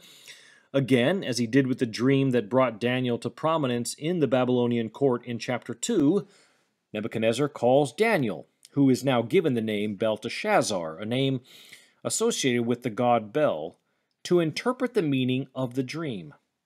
In the dream, the king sees a tree growing strong and stable to the heavens. It provides shade for the animals and a place for birds to make their nests. However, as the dream continues, the king sees a holy watcher coming down from heaven who demands that the tree be cut down and its branches stripped, and the tree is reduced to a mere stump. The heavenly voice continues with imperatives that change the image so that this stump, representing a human, be reduced to an animal grazing in the field. The signification of the humiliation is presented in these terms. Daniel chapter 4:17 says, "The sentence is rendered by decree of the watchers. The decision is given by order of the holy ones, in order that all who live may know that the Most High is sovereign over the kingdom of mortals. He gives it to whom he will and sets over it the lowliest of human beings." Daniel again interprets the dream for the king and explains that the tree is the king, and unless he repents, the humiliating misery will come upon him. However, as is often the case with human arrogance, the king does continue in his hubris unabated. The next scene portrays the king enjoying the sights of his majestic kingdom from the roof of his royal palace, admiring the magnificence of what he believes he himself has built. While the words hung on the lips of the king, a voice from heaven rebukes him and pronounces the judgment of the dream upon the conceited king. And then we hear this: "Immediately the sentence was fulfilled against Nebuchadnezzar. He was driven away from human society, ate grass like oxen, and his body was bathed with the dew of heaven, until his hair grew as long as eagle's feathers, and his nails became like birds' claws." Daniel 4:33. In such a state of brutish humiliation, The king's behavior and disposition anticipates the portrayal of the kings and the kingdoms in Daniel's dream of chapter 7. Only after this inhuman exile does the king recognize the sovereignty of the Most High and then blesses the King of Heaven. Being reduced to a beast, crawling around and clawing in the field, he is presented as divine judgment against this pompous tyrant in the chapter. Different use of animal imagery appears in Daniel chapter 8, the chapter that we have already considered in Lecture 6. We can recall that the kingdoms of the Persians and the Medes were represented together as two horns atop a ram standing beside the Ulai River, dominating all other beasts.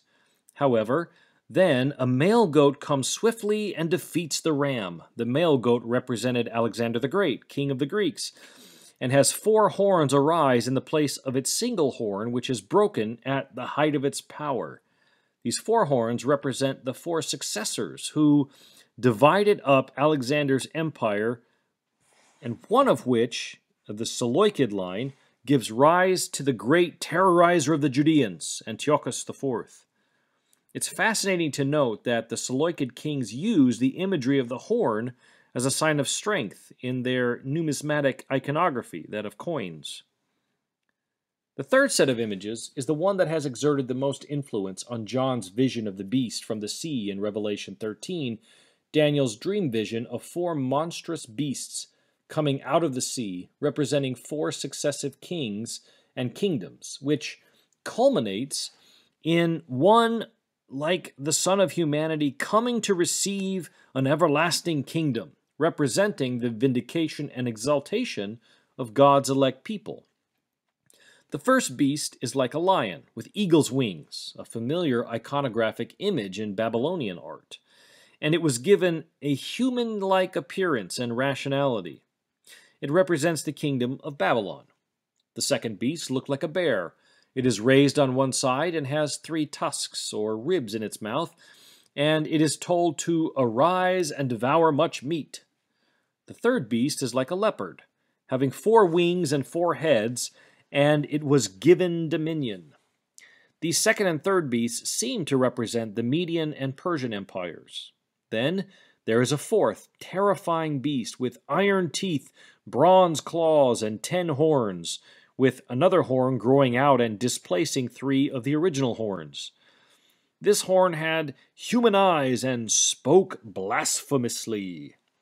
The angelic interpreter explains the vision, focusing on the 4th beast, because it is the one that causes Daniel the most consternation. This beast will be an empire who dominates the world and who persecutes God's holy ones who are given into its power for a time, 2 times, and half a time. Daniel 7:25. The 4th beast, in its original context and in light of the corresponding description of the blasphemous horn in Daniel chapter 8, certainly refers to Greece. However, in later Jewish apocalyptic interpretation, the 4th monstrous beast is identified as Rome, as it is here in Revelation 13. The key to the whole image is the scene of heavenly judgment executed by the enthroned Ancient of Days, and the subsequent vindication and exaltation of the one like the Son of Humanity. In this way, Daniel's vision helps to establish the precedent of a pattern that continues on through apocalyptic literature, a powerful weapon to counter imperial propaganda and coercion. John Collins interprets the vision saying, "The vision of terrible beasts rising out of the sea does not merely give factual information that 4 kings or kingdoms will arise. It paints a picture of these kingdoms as monstrous eruptions of chaos in order to convey a sense of terror far beyond anything suggested by the flat statement of the interpretation. The impact is more profound when we recognize the mythological overtones of the imagery. The kings are not merely human, but are manifestations of the primordial force of chaos." All of this is in line with what we have already observed about the rhetorical use of the combat myths to establish and to counter imperial claims. As we will see, John uses the imagery for the latter purpose, to caricature the ruling powers as atrocious monstrosities, which have themselves established a counterfeit kingdom to oppose the kingdom of God founded by the Lamb and its self-sacrificial means of conquest. The imperial cult and Roman imperial theology. If one were to ask the question, what was the fastest growing religion in the first century, and then offer the answer that it was Christianity, that person would be dead wrong. The imperial cult was, in fact, the fastest growing religion of that time.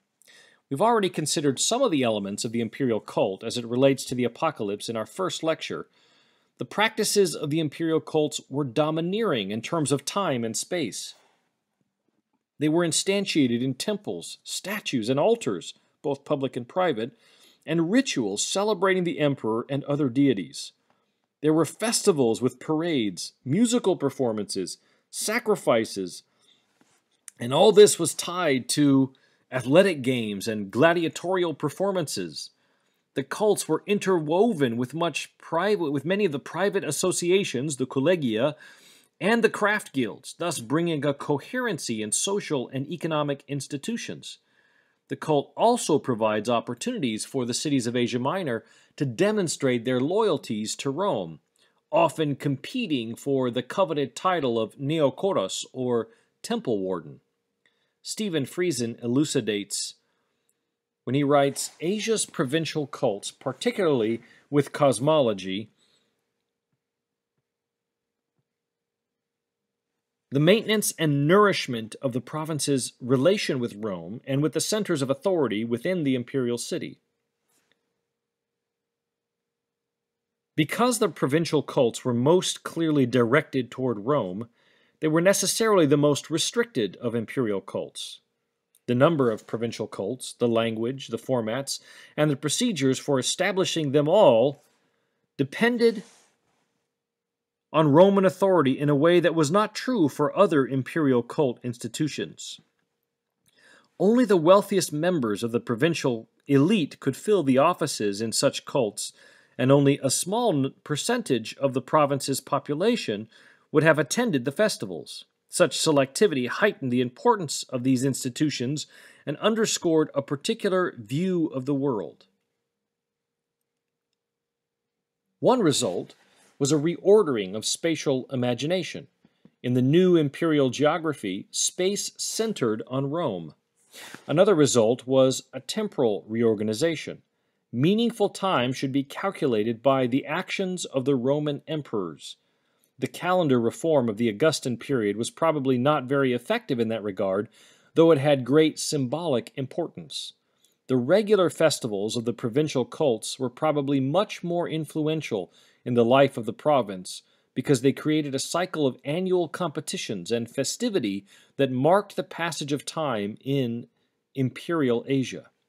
In this process, the provincial cults also established a new provincial discourse that dealt with regional, rather than strictly imperial, issues.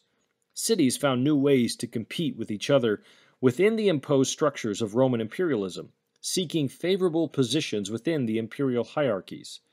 One of the most significant developments in the provincial cults of Asia was the emergence of the term Neokoros in the late 1st century of the Common Era to describe a city with a provincial imperial cult temple. For Neokoros, a caretaker of a temple of the Sebastoi, that is, the Greek term referring to the family of Augustus Caesar, became the most coveted civic title. The worship of the emperors was becoming one of the most important characteristics of civic and municipal identity. Thus, the imperial cult was interlaced with Roman benefaction and the expressions of local loyalty and patriotism.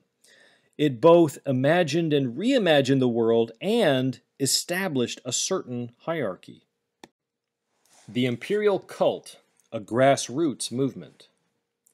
The imperial cult founded a particular cosmology, one that inscribed the Roman status hierarchy into provincial, social, and political order. The imperial cults provided a focal point to entrench loyalty and dependence upon Rome's beneficence. David de Silva explains, This cult was not imposed on the provinces, it was locally motivated.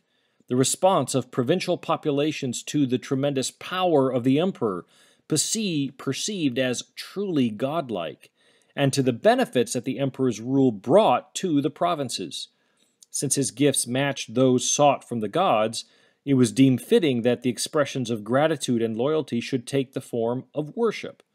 Such displays of loyalty and gratitude ensured both that the empire would remain strong, averting the disasters of civil war and foreign invasion, ensuring continued peace and prosperity, and that the emperor would remain well disposed toward the province when it needed imperial aid.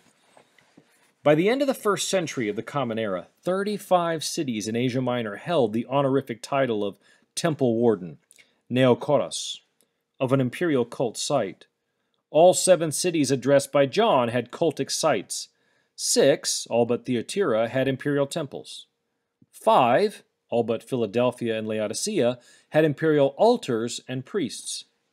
Pergamum was the center for imperial cult, the first of the provinces to honor Augustus with a temple to Rome together with her new emperor, built in the year 29 before the Common Era, as was Ephesus, which made room for worship of the deified Julius and Roma in the Artemision that same year.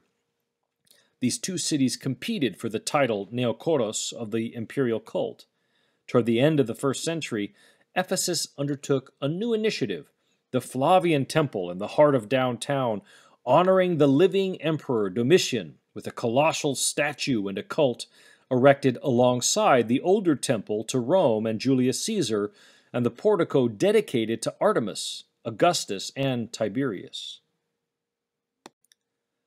Friesen discusses the imperial cults as functioning in the deepest sense of a religion, as both focusing the devotional affection of cities and as conferring a symbolic world, spatially and temporally.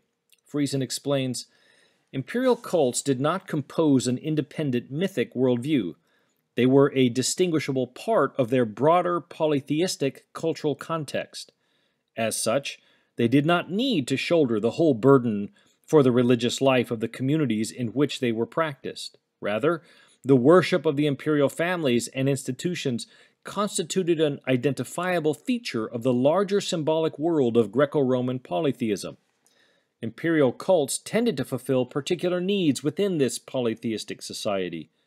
Primal cosmogony was not a primary concern in the imperial cults of Asia for several reasons. Cosmogony could not be ignored, however, because stories about origins of the world are intimately related to the structure of the contemporary world. In other words, cosmology makes little sense without cosmogony. One cosmogonic strategy involved the locating the imperial family within the Olympian branch of the pantheon, thereby tying them indirectly into the mythic narratives of the origins of the world. The practice of assimilating the imperial family to various deities, Augustus as Zeus, Livia as Demeter or the new Hera, young princes as Dioscuri, and so on, was part of this strategy. A second strategy supplemented the first and leads directly into the topic of cosmology. The second cosmogonic strategy depicted Augustus and his dynasty as the founders of a new world order. One of the clearest examples comes from the proposal to begin Asia's new year on the birthday of Augustus. The proconsul's proposal to realign the calendar characterized the pre-Augustan period as a time of descent into chaos, the end of a degenerative process in which a disintegrating world was ready to fling itself headlong toward destruction. The birth of Augustus, however, represented the origin of a new age, the recreation of this world. Corporate existence and personal life were so profoundly affected that the birth of Augustus could be reckoned as the beginning of time. Thus, in his own lifetime, he was becoming a mythic figure for the provinces. The present age was explicable only in terms of his life. The proconsul simultaneously raised Augustus to cosmogonic stature and equated the Roman imperial system with the cosmic structures of the world. The new calendar was supposed to reinforce this view in perpetuity. These cosmogonic connections of the imperial house reinforce the primary religious concern of imperial cults: cosmology. In various ways, imperial cult institutions defined how space and time were to be experienced. Imperial cults promoted a particular understanding of meaningful geography in which the city of Rome was central. Overt divinization of living emperors was common in Asia only in local institutions. In the high-profile provincial temples, the religious traditions of Asia did not determine practice. For these cults, the Asians needed to look toward Rome. Procedures for the establishment of provincial temples supported this imagined geography. Asia could not simply establish an imperial cult on its own initiative. The koinon made a proposal that was subject to imperial scrutiny in Rome. Certain Asians would make the physical journey to Rome to present the province's case at the imperial center. Thus, the provincial cults provided one important means for defining the broad structures by which geography was to be understood. Rome was at the center of the world.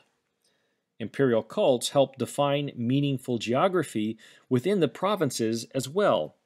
The placement of provincial temples defined the most important communities in the region, so the cities competed fiercely for such privileges. Important civic institutions within the urban landscape, such as gymnasia, theaters, prytanea, temples, and so on, might be enhanced through the addition of imperial cult activity. The diversity of persons and groups worshipped in the imperial cults could not obscure one central fact: all of the objects of cult were Roman. In many manifestations, imperial cults all indicated a centered imperial geography. Reality revolved around the imperial city. Asia was defined as provincial, subsidiary, dependent. Yet, a mythic consciousness requires more than a sacred geography. It also requires a definition of the meaning of time so that the unfolding of histories can be properly understood. The evidence for imperial cults in Asia provides three important examples of this management of time. The first is the attempt to align the calendars of Asia with the calendar of Rome in the year 9 before the Common Era. A second example of how imperial cults molded the experience of time is through festivals.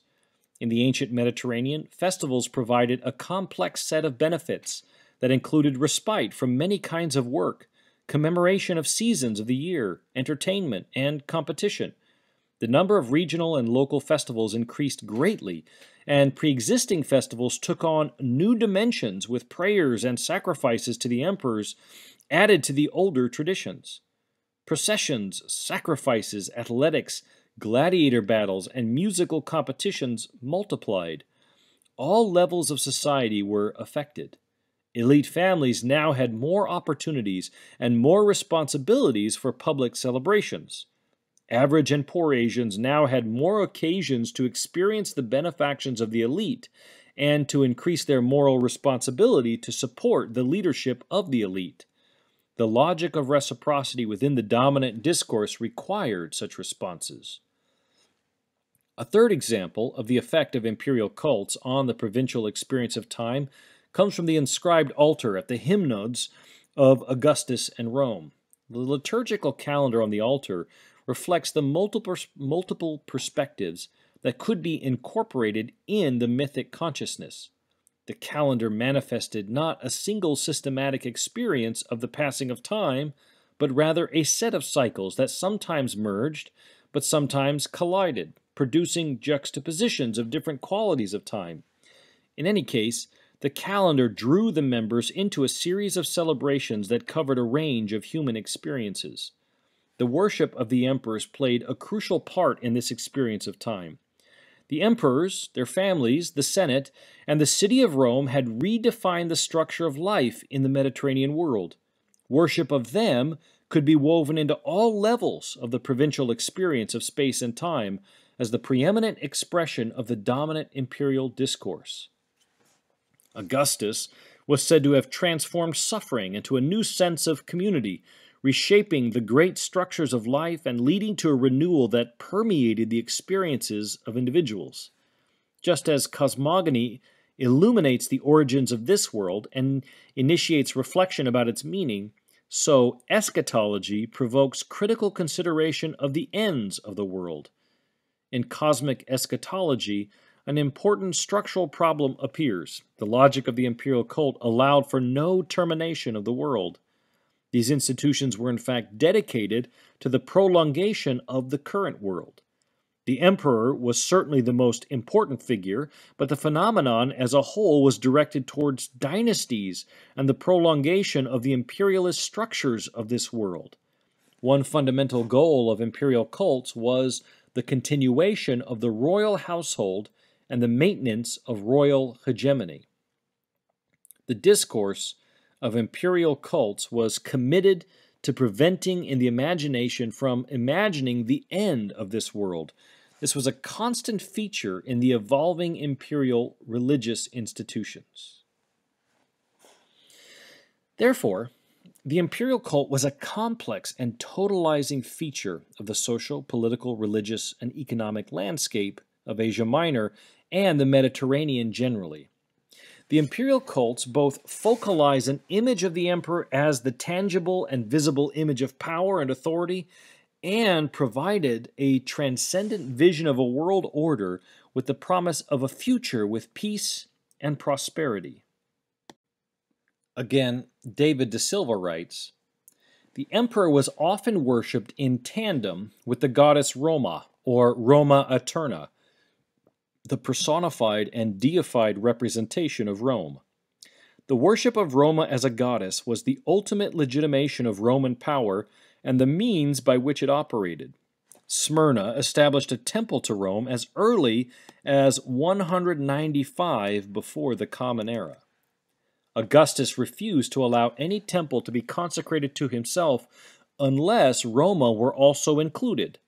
The imperial cult thus also reinforced the belief that Rome was chosen by the gods to rule the world, to subdue all nations and lead them into a golden age of lasting peace and well-being, united under her banner. Participation in the cults of the emperor and Roma demonstrated in the eyes of the local citizens and elites appropriate gratitude to the emperor and the Roman order for maintaining the peaceful conditions that facilitated stability, even prosperity. It evidences the piety and sense of duty that assured one's neighbor of one's commitment to do one's part to support that order on which the well-being of the local community depended." Augustus, in the guise of Jupiter or Zeus, can be seen together enthroned with the goddess Roma in the image of the Gemma Augustea, a gem carved into an Arabian onyx stone. Augustus is flanked by Oceanus and Oikumene, that is, the inhabited world, who is crowning him with the corona civica. The bottom panel depicts a particular scene of Roman soldiers erecting a tropaion, from which we derive our term trophy, which is a pole upon which the armor of a defeated enemy is hung in humiliating display. The empire of Augustus, his dynasty, and the goddess Roma rests upon the subjugation of humiliation of the nations conquered through the Pax Romana, as is displayed in this amulet. Caesar Octavian Augustus inaugurated a revolution that swept over Roman territories and which became the fabric of unification for his rule. Zanker discusses the ubiquitous presence of what was the fastest-growing religious ideology of John's day. Acknowledging distinctives in the spread of the emperor cult in the Roman West and the Greek East, Zanker recognizes that in both East and West, it was the rapidly spreading cult of the emperor that was the principal vehicle for propagating the Augustan program and its attendant imagery. Among Greek cities in the 1st century, now it appeared everywhere, almost simultaneously, not only in free cities, but in the administrative centers of provinces, and even in settlements without civic status. The imperial cult rapidly became the most widespread of all cults. Striking evidence of the theological and eschatological underpinnings of the Augustan Revolution can be seen in the Priene calendar inscription, dated about the year 9 before the Common Era, and it reads, "It seemed good to the Greek cities in Asia, on the recommendation of the high priest Apollonius, son of Monophilus, from Arcadia, since Providence in divinely ordering our existence has shown esteem and lavish outlay his embellished the good, perfection, onto life by displaying Augustus, whom virtue has filled for the benefit of humankind, while graciously giving us and those after us a Savior who has ended war, setting things right in peace. And since Caesar, when revealed, surpassed the hopes of all who had anticipated the good news, not only going beyond the benefits of those who had preceded him, but rather leaving no hope of surpassing him for those who will come, because of him the birthday of the God began good news for the world." If one were to take out references to Caesar and the title Augustus and replace them with generic pronouns and present this to a contemporary Bible study group as an ancient Christmas hymn, it might pass at first glance. With reference to the terms bolded, like divine ordering, and titles like Savior and accomplishments of setting things right in peace, with the cosmic language evoking revealing or epiphany, the Greek behind that is phainein, similar to our word that comes from where we get epiphany. And with the whole purpose of this inscription being to mark the renewal of the calendar at, as it says, the birthday of the god Augustus, we see that the announcement of the accession of Caesar Augustus was the dawn of a new age. The arrival of Augustus marked the turning of the ages, that is, an eschatological arrival of hopes of Roman advancement. It is with Augustus that grace was given to all humankind, and peace was established across the world. His gifts were lavished on the inhabitants of the empire, exceeding even their social aspirations. This inscription encodes the hyperbolic propaganda that fed the imagination of Roman imperial theology. Virgil's Aeneid, Poetry and Prophecy of Domination. If you think of Homer's Iliad and Odyssey as the Old Testament of Roman imperial theology, then Virgil's Aeneid was its New Testament. With this imperfect analogy, John Dominic Crossan demonstrates that Augustus's court poet, Virgil, wove an epic imaginary that encoded the heights of fancy for Roman imperial theology. He mentions 5 constituent elements of Roman imperial theology, which was multiplied in coins and inscriptions and temples and garrisons of soldiers and texts and countless other ways of social, economic, political, and religious life. The first is heavenly decree. The city of Rome was birthed in a prophecy from Jupiter given to Aphrodite Venus on behalf of her son Aeneas, seated by the human Anchises. The Romans were to be rulers to hold the sea and all lands beneath their sway, says the Aeneid. This verdict is reaffirmed with these words, "For these I set no bounds in space or time, but have given empire without end, to cherish the Romans, lords of the world, and the nation of the toga. Thus it is decreed." The second point is ancient lineage. Aeneas is presented here as a prefigurement for the victorious Augustus, and therefore an anticipation of blessed peace upon the earth. Jupiter declares to Venus, "From this noble line, that is, the Julian gens, shall be born the Trojan Caesar, that is, Augustus, who shall extend his empire to the ocean, his glory to the stars, a Julius, name descended from the great Iulus. Him in days to come shall you, Venus, anxious no more, welcome to heaven, laden with eastern spoils. He too shall be invoked in vows. He too will be called upon in prayer. Then wars will be laid aside, and the years of bitterness will be over.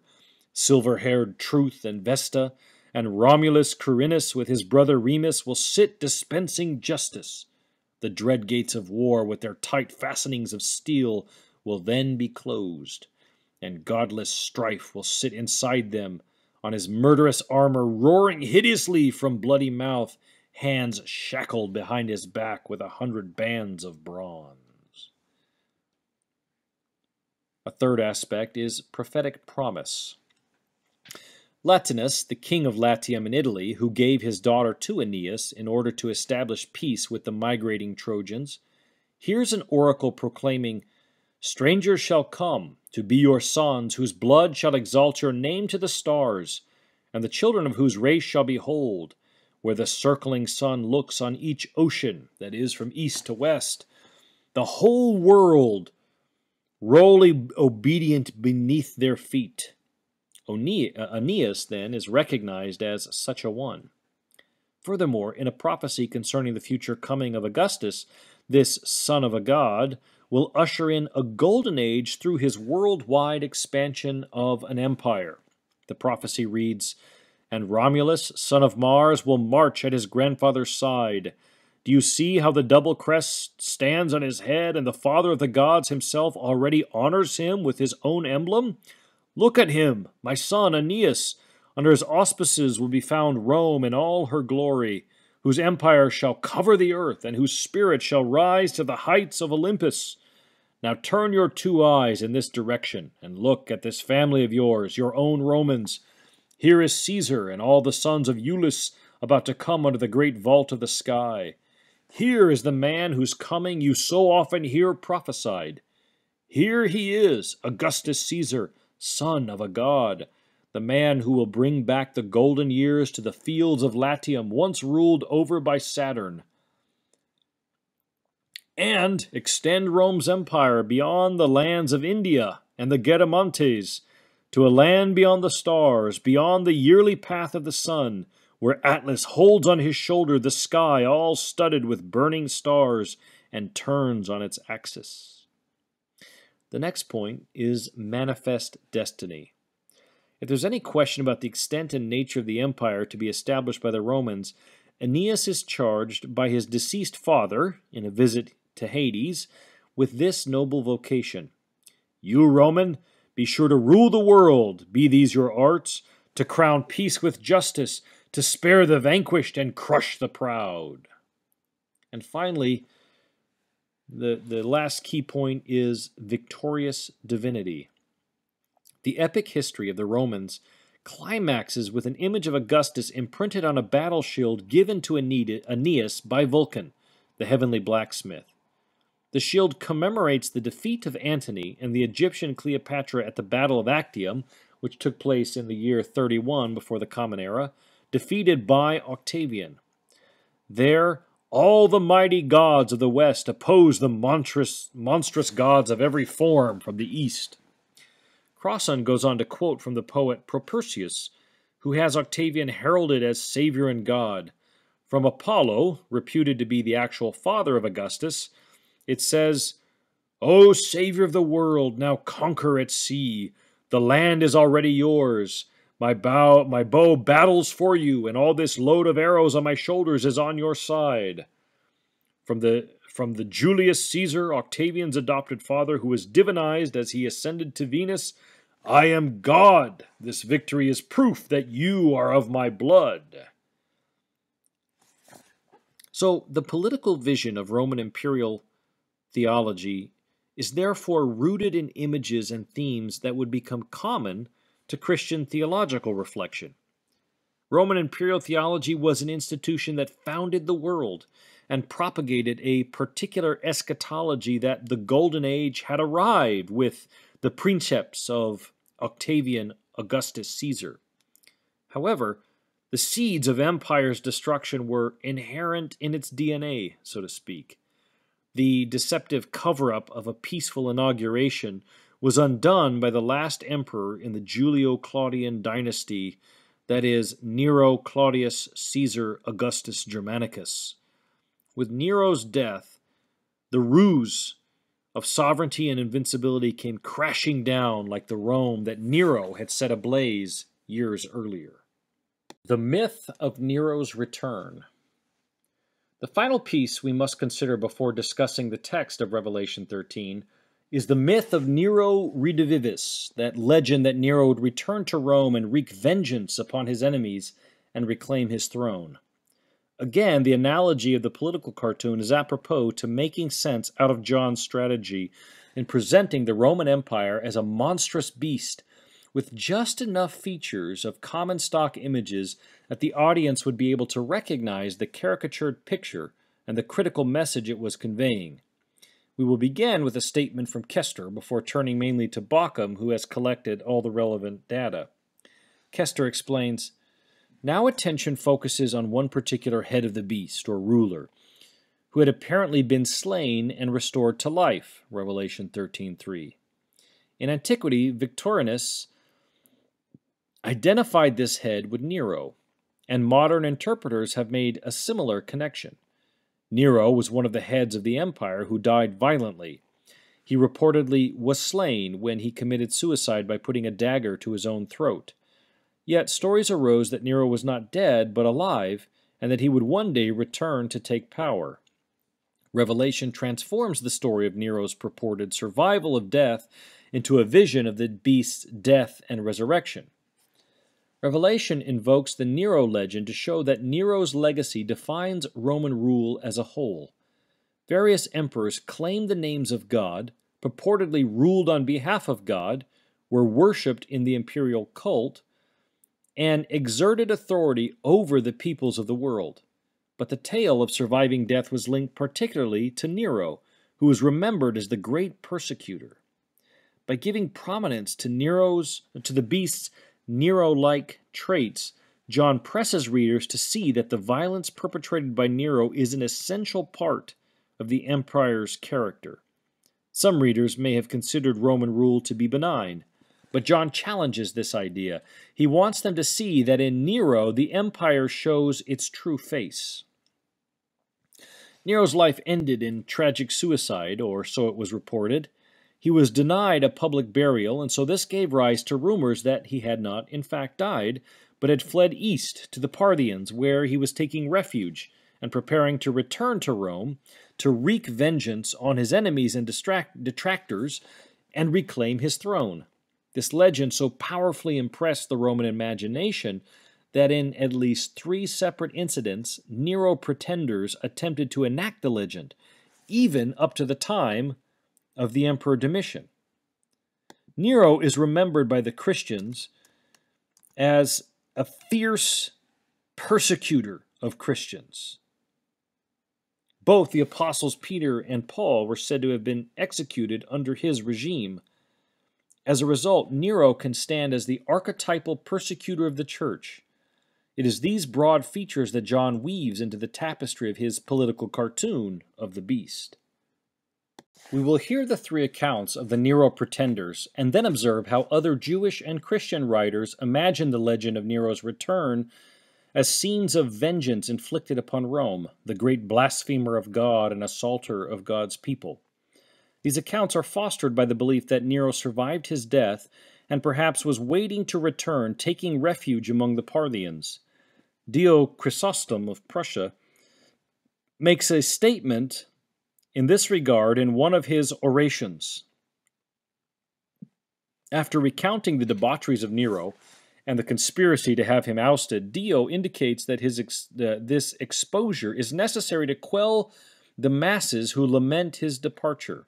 For, so far as the rest of his subjects were concerned, there was nothing to prevent his continuing to be emperor for all time, seeing that even now everybody wishes he were still alive, and the great majority do believe that he is, although in a certain sense he has died not once, but often along with those who had been firmly convinced that he was still alive. The first account happened soon after Nero's death, in the year 69 of the Common Era. It is recorded by Tacitus in his histories, written at the beginning of the 2nd century, and covering the period from the year of the 4 emperors in 69 to the end of the Flavian period, which refers to the reigns of Vespasian, Titus, and Domitian. Only 4 full books have survived of Tacitus's work, and part of a 5th, covering only through the year 70. Thus, even though Tacitus intimates that he will recount other incidents of Nero pretenders, none of those descriptions survive from Tacitus. Book 2 picks up with Vespasian leading the legionaries in the Judean wars, having accomplished all but the siege of Jerusalem. Setting his sights back in Rome for the current rulers, Otho and Vitellius, were ready to make a spoil of the empire, we're told, and so they had to be opposed. Then Tacitus recounts, about this time, Achaia and Asia Minor were terrified by a false report that Nero was at hand. Various rumors were current about his death, and so there were many who pretended and believed that he was still alive. The adventures and enterprises of other pretenders I shall relate in the regular course of my work. The pretender in this case was a slave from Pontus, or, according to some accounts, a freedman from Italy, a skillful harp player and singer, accomplishments which, added to a resemblance in the face, gave a very deceptive plausibility to his pretensions. After attaching himself to some deserters, needy vagrants from whom he bribed with great offers, he put to sea. Driven by stress of weather to the island of Cynthus, he induced certain soldiers who were on their way from the east to join him and ordered others who refused to be executed. He also robbed the traders and armed all the most able-bodied of the slaves. The centurion Sisina, who was the bearer of the clasped right hands, the usual emblems of friendship from the armies of Syria to the Praetorians, was assailed by him with various artifices till he left the island secretly, and fearing actual violence, made his escape with all haste. Thence the alarm spread far and wide, and many roused themselves at the well-known name, eager for change and detesting the present state of things. The report was daily gaining credit when an accident put an end to it. Galba had entrusted the government of Galatia and Pamphylia to Calpurnius Asprenus. 2 triremes from the fleet of Misenum were given him to pursue the adventurer. With these he reached the island of Cynthus. Persons were found to summon the captains in the name of Nero, the pretender himself assuming a studied appearance of sorrow, and appealing to their fidelity as old soldiers of his time, besought them to land him in Egypt or Syria. The captains, perhaps wavering, perhaps intending to deceive, declared that they must address their soldiers, and that they would return when the minds of all had been prepared. Everything, however, was faithfully reported to Asprenus, and at his bidding the ship was boarded and taken, and the man, whoever he was, killed. The body, in which the eyes, the hair, and the savage countenance were remarkable features, was conveyed to Asia, and thence to Rome. 2 things to note here. The first is banal. The pretender resembled Nero in appearance and abilities, that is, playing the lyre. The second observation is more stunning. The pretender was able to reach as far as he did into the Roman mainland because he gathered the support of troops. As will become the determining factor for the ascendancy of Vespasian, it is the command of the legionaries that determines the rule of Rome. Vespasian can be acclaimed king even while away at war. Accession can be determined wherever there was a sufficient mass of legionaries to offer support. The second episode of a Nero pretender happened in the year 80 and is recorded by Dio Cassius in his Roman Histories. His work covers a substantially longer period than the Tacitus record that we considered above, from the mythic founding of Rome and before to events in the first part of the 3rd century of the Common Era. Happening toward the beginning of Titus's reign, who succeeded his father after Vespasian died, Dio's account of the Nero pretender is brief, but carries salient details. He writes, "In his reign also, the false Nero appeared, who was an Asiatic named Terentius Maximus. He resembled Nero both in appearance and in voice, for he too sang to the accompaniments of the lyre. He gained a few followers in Asia, and in his advance to the Euphrates, attached a far greater number, and finally sought refuge with Artabanus, the Parthian leader, who, because of his anger against Titus, both received him and set about making preparations to restore him to Rome." Again, this pretender resembled Nero in both appearance and lyre-playing abilities. In this case, He's able to find refuge among the Parthians, who have animosity aimed toward Emperor Titus, where they can plot an invasion. Dio does not include here the outcome of Terentius being discovered as an impostor and thus killed. The third incident is recorded by the equestrian and historian Suetonius in his Lives of the Caesars. Suetonius records the death of Nero, the ambivalent public response, and then the arrival of the pretender, usually dated in the year of 88 of the Common Era, in the middle of Domitian's reign. He writes, "He met his death in the 32nd year of his age, on the anniversary of the murder of Octavia, and such was the public rejoicing that the people put on liberty caps and ran about all over the city. Yet there were some who for a long time decorated his tomb with spring and summer flowers, and now produced his statues on the rostra in the fringed toga, and now his edicts, as if he were still alive, and would shortly return and deal destruction to his enemies.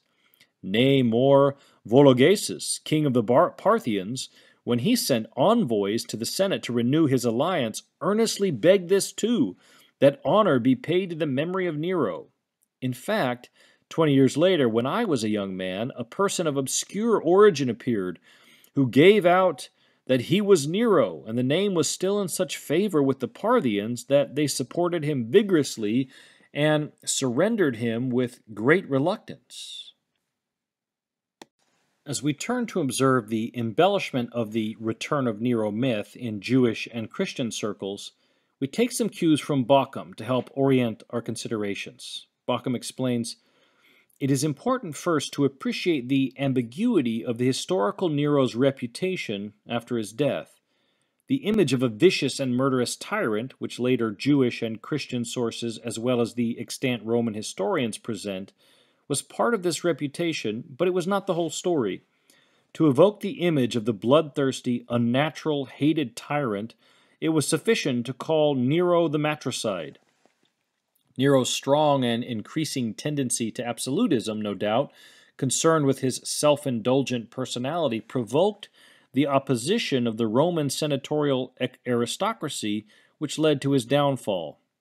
On the other hand, Nero was popular with the populace of Rome. More importantly, his Philhellenism, which showed itself in his passion for personal dedication to music and the games, alienated the Roman aristocracy, whose traditional mores it offended, but endeared him to the Hellenistic East. His tour of Greece in the year 66 to 67, not long before his death, evidently sealed his popularity in Greece. Finally, Nero was evidently held in considerable respect by the Parthians, with whom he concluded a peace over Armenia. Nero's popularity in the East is as important for understanding Revelation as is the memory of his murderous cruelty. The Jewish war broke out in Nero's reign, and he sent Vespasian to quell it. Thus, Jews could hold him responsible for the destruction of the Temple and Jerusalem. Nero was the first emperor to persecute the church. His persecution, though confined to the city of Rome, was a traumatic experience for the whole church, it seems, not least because Peter and Paul were martyred during it. Bauckham notes how the legend about Nero's return was taken up by Jewish authors of the Sibylline oracles, and he perceives three different forms of the embellished legend in these texts. Of the first, he remarks, "It looks as though he, the author of the Sibylline Oracles, Book 4, has here preserved the terms in which pagans in the Eastern Empire embraced the hope of Nero's return as a kind of savior figure, to wreak the vengeance of the East on the West. The Jewish author has taken over this theme and made it his own, by understanding the revenge as God's retribution on Rome for the sack of Jerusalem. But this has meant that Nero no longer appears in the good light in which presumably he was remembered in the pagan expectation of his return. His crimes, evoked especially by the reference to the matricide, are emphasized. Nero, the monster of evil, has become a bogey with which to threaten Rome." The text upon which Bauckham is commenting is as follows: "Then a great king will flee from Italy like a runaway slave, unseen and unheard over the channel of the Euphrates, when he dares to incur a material curse for repulsive murder, and many other things confidently with wicked hand. When he runs away beyond the Parthian land, many will bloody the ground for the throne of Rome. Following this reference to the bloody year of the four emperors in the year 69, the text predicts the destruction of the Jerusalem temple by Titus. As a result of this, the text prophesies the destruction of a destructive eruption of Mount Vesuvius, which is portrayed as divine vengeance for the Roman assault on the people of Judea. Following this, the return of Nero is portrayed as further retribution upon Rome, again from the Sibylline Oracles, Book 4. Then the strife of war being aroused will come to the west, and the fugitive from Rome will also come, brandishing a great spear, having crossed the Euphrates with many myriads. The marauder and his armies attack Antioch and Cyprus on the way to Rome, and then he is portrayed as sacking and plundering Rome itself. Great wealth will come to Asia, which Rome itself once plundered and deposited in her house of many possessions. She will then pay back twice as much and more to Asia, and then there will be a surfeit of war. The second form of the return of Nero legend in the Sibylline Oracles appears in Book 5. Bauckham comments, "The same idea of Nero's secret flight from Italy to the east is found, and his taking refuge with the Medes and the kings of the Persians is explained by his good relations with them during his reign.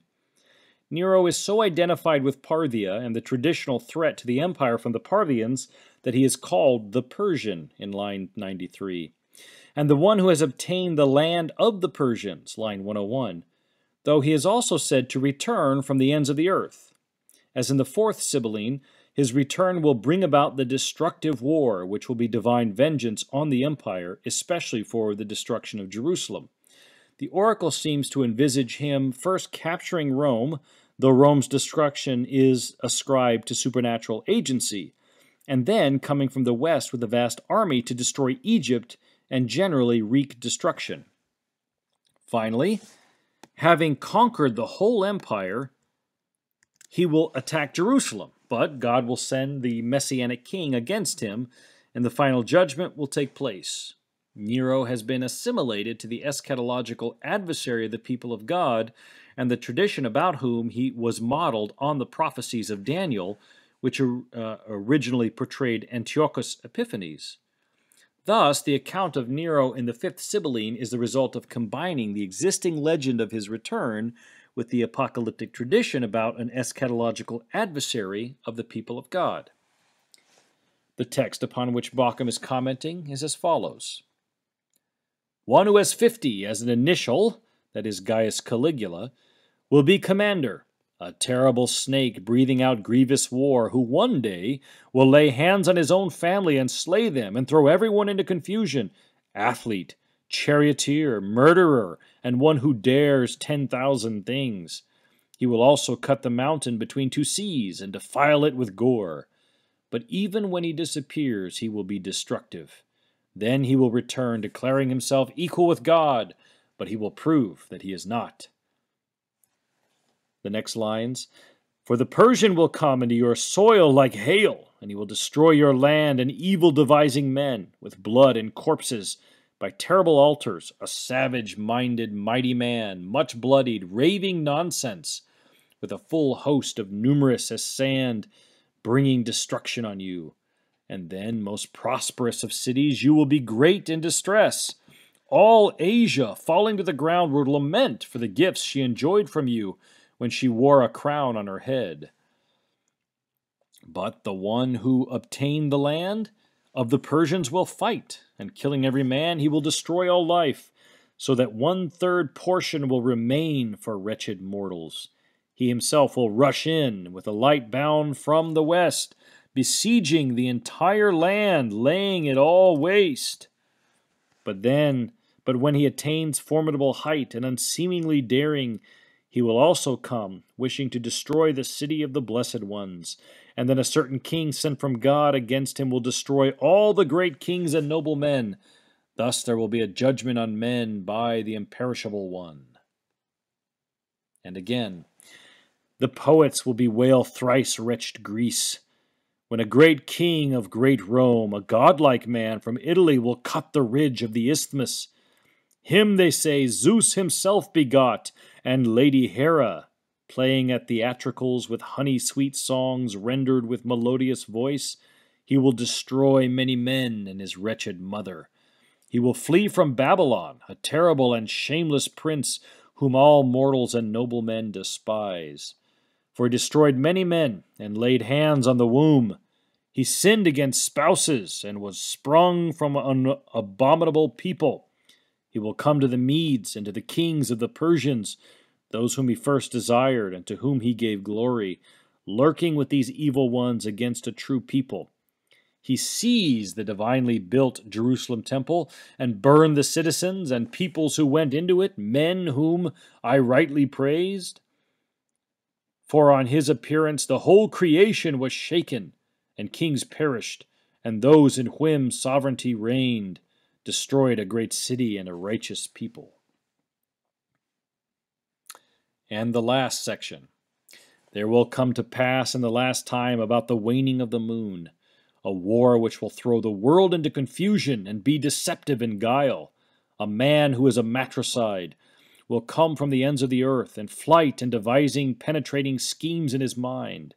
He will destroy every land and conquer all, and consider all things more wisely than all men.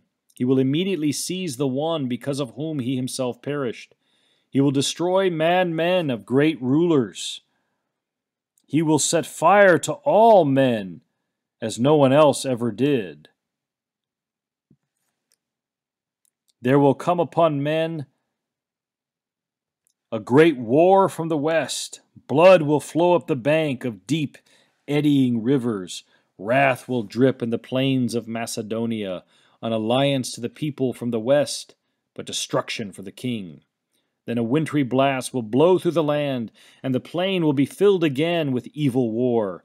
For fire will rain on men from the floors of heaven, fire and blood, water, lightning bolt, darkness, heavenly night, and destruction and war, and a mist over the slain will destroy at once all kings and noble men. The third form of the Nero return legend presents the most heinous image of the returning emperor as the embodiment of Beliar, the devil, in the Sibylline Oracles, Book 3. It reads, Then Beliar will come from the Sebastianoi, that is the line of Augustus, and he will raise up the mountains. He will raise up the sea, the great fiery sun and shining moon. And he will raise up the dead and perform many signs for men, but they will not be effective in him. But he will, indeed, also lead men astray, and he will lead men astray many faithful, chosen Hebrews, and also other lawless men who have not yet listened to the word of God. But whenever the threat of the great God draws nigh, and a burning power comes through the sea and land, it will also burn Beliar, and all overbearing men, as many as put faith in him.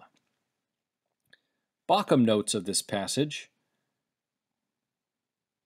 thus, in the form of legend, the apocalyptic expectation has been attached to the idea of Nero's return, without drawing at all on the content of the legend of Nero's return. This final sample leads to the discussion of the legend as it appears in the Christian Martyrdom and Ascension of Isaiah. It reads, These are the days of completion of the world, and after it has been brought to completion, Beliar will descend, the great angel, the king of this world, which he has ruled over ever since it existed. He will descend from his firmament in the form of a man, a king of iniquity, a murderer of his mother. This is the king of this world, and will persecute the plant which the 12 apostles of the beloved will have planted. Some of the 12 will be given into his hand. This angel, Beliar, will come in the form of that king, and with him will come all the powers of this world, and they will obey him in every wish. By his word he will cause the sun to rise by night, and the moon also he will make to appear at the 6th hour. And he will do everything he wishes in the world. He will act and speak like the beloved, and will say, I am the Lord, and before me there is no one. And all men in the world will believe in him. They will sacrifice to him, and will serve him, saying, This is the Lord, and beside him there is no other. and the majority of those who have associated together to receive the Beloved, he will turn aside after him. And the power of his miracles will be in every city and district, and he will set up his image before him in every city, and he will rule for 3 years and 7 months and 27 days. And many faithful and saints, when they saw him for whom they were hoping, who was crucified, Jesus the Lord Christ, after I, Isaiah, had seen him who was crucified and ascended, and who believed in him, of these few will be left in those days as his servants, fleeing from desert to desert as they await his coming. And after 1,332 days, the Lord will come and his angels, and with the hosts of the saints from the seventh heaven, with the glory of the seventh heaven, will drag Beliar and his host also into Gehenna. In this text, the incarnated Beliar in the Nero figure performs supernatural feats to deceive the world and even some Christian believers. He claims to be God and accepts divine worship. Furthermore, in this last text, we see the common Christian motifs of messianic victory over the offensive king and divine judgment resulting in the final defeat of the evil one. Having made a survey of the relevant text, we can now turn to consider the text of the Apocalypse itself. Beast from the Sea, Revelation chapter 13, verses 1 through 10. In Revelation 13, we see the continued themes of the combat myth and the familiar images of the beasts of chaos, Leviathan and Behemoth, now portrayed as the ruler of the dragon's kingdom and the force of propaganda that seduces the inhabitants of the earth and forces upon them a mark to engage in commerce. John's vision exposes the monstrosity of the violent and idolatrous empire which permeates the world of John's audience. John's vision unveils what is otherwise self-evident and seemingly mundane. The beast is a mix of traditional beasts of chaos and a caricature of the legends of Nero's return in order for John to convey to his audience the dangers of what may appear to be subtly benign. The Dragon's Agent of Authority, chapter 13, verses 1 through 4. Out of the sea arises a beast with 7 heads and 10 horns, having 10 diadem crowns. It also wore blasphemous names on its heads, indicating an identity of slanderous usurpation. Like the dragon, this beast has ambitions to dethrone divine sovereignty in the earth.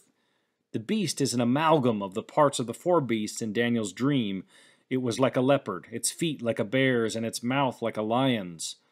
More than that, we are told that the dragon gave it its power and its throne and great authority. There is no doubt of irony here, for we have already been apprised of the truth of the dragon's defeat and banishment from heaven to earth. However, there is an act of spectacular wonder that entices the crowds. We're told one of its heads seemed to have received a death blow, but its mortal wound had been healed. In amazement, the whole earth followed the beast. They worshipped the dragon, for it had given its authority to the beast, and they worshipped the beast, saying, "Who is like the beast? Who can fight against it?" Revelation 13, verses 3 through 4. In this way, Revelation draws a clear contrast between the Lamb and the beast. Bauckham explains the deployment of the Nero legends in relation to the texts he considered above. The result of John's use of the form of the Nero legend in chapter 13, along with the fact that he has used it to develop an account of Roman imperial power inspired by Daniel 7, is that the beast in Revelation 13 differs very significantly from the figure of the returning Nero as it appeared in the pagan legend and in the first and second Jewish forms of the legend. In the pagan legend, Nero is a threat to the empire, returning to wreak vengeance on the city of Rome that had brought about his downfall. He embodies the hopes of the East for reversing the supremacy of West over East. In the Jewish forms of the legend, this picture is continued, and Nero is seen as an instrument of divine vengeance on Rome, destroying the city of Rome and conquering the empire. In Revelation 13, it is quite the contrary. The beast's recovery from its mortal wound is not the overturning of the beast's power, but of the restoration and enhancement of the beast's power. The implication of the identification of the eschatological adversary with Nero is not here to identify the eschatological adversary with the threat to Rome, but to identify the eschatological adversary with the imperial power of Rome.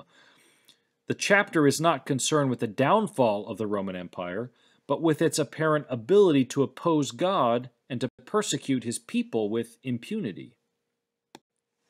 Kester summarizes the explicit contrast between the beast and the lamb, and the alternative effects of their kingdoms, here presented as a contrasting chart. Kester writes, "Readers are to see the beast as the demonic counterpart of the lamb. The lamb's power is not merely greater than that of the beast, it is different in kind.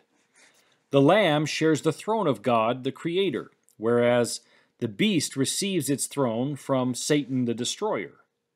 The lamb conquered by suffering death on behalf of others, but the beast conquers by inflicting death on others. The beast was slain, esphagmenon, and yet is alive, building God's kingdom by redeeming those of every tribe, people, nation, and language.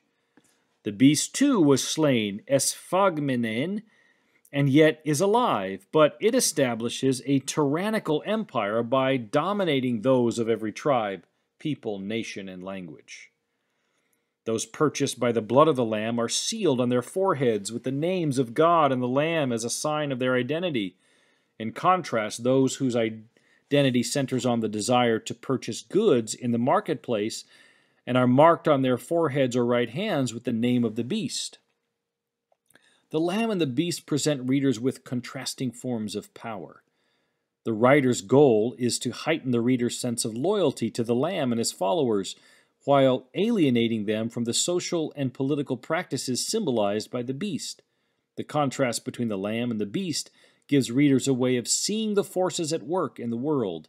By shaping the way readers see their world, the visions shape the way they respond to it. John's adaptation of the Nero legend sharpens the contrast between the kingdom of God and the claims of the state. Where God's Messiah is Jesus, the slain and living Lamb, the dragon's Nero-like vice-regent is the slain and living beast. Where the death and resurrection of the Lamb convey the redemptive power of sacrifice, the purported death and healing of the beast disclose the resilient power of evil. The question for readers is which form of power and authority will claim their loyalty. As for the inhabitants of the earth, they are initially swayed by the apparent impressiveness of the beast and its miraculous recovery. They are awe-inspired by the beast's powerful invincibility and coercive authority. And why would anyone want to resist? The earthly inhabitants buzz, "Who is like the beast and who can fight against it?" Murphy reminds us the phrase of their amazement at the beast's power is reminiscent of many expressions of praise for God in the Bible, as in Exodus 15 and Psalms 35, 89, and 113, and so on.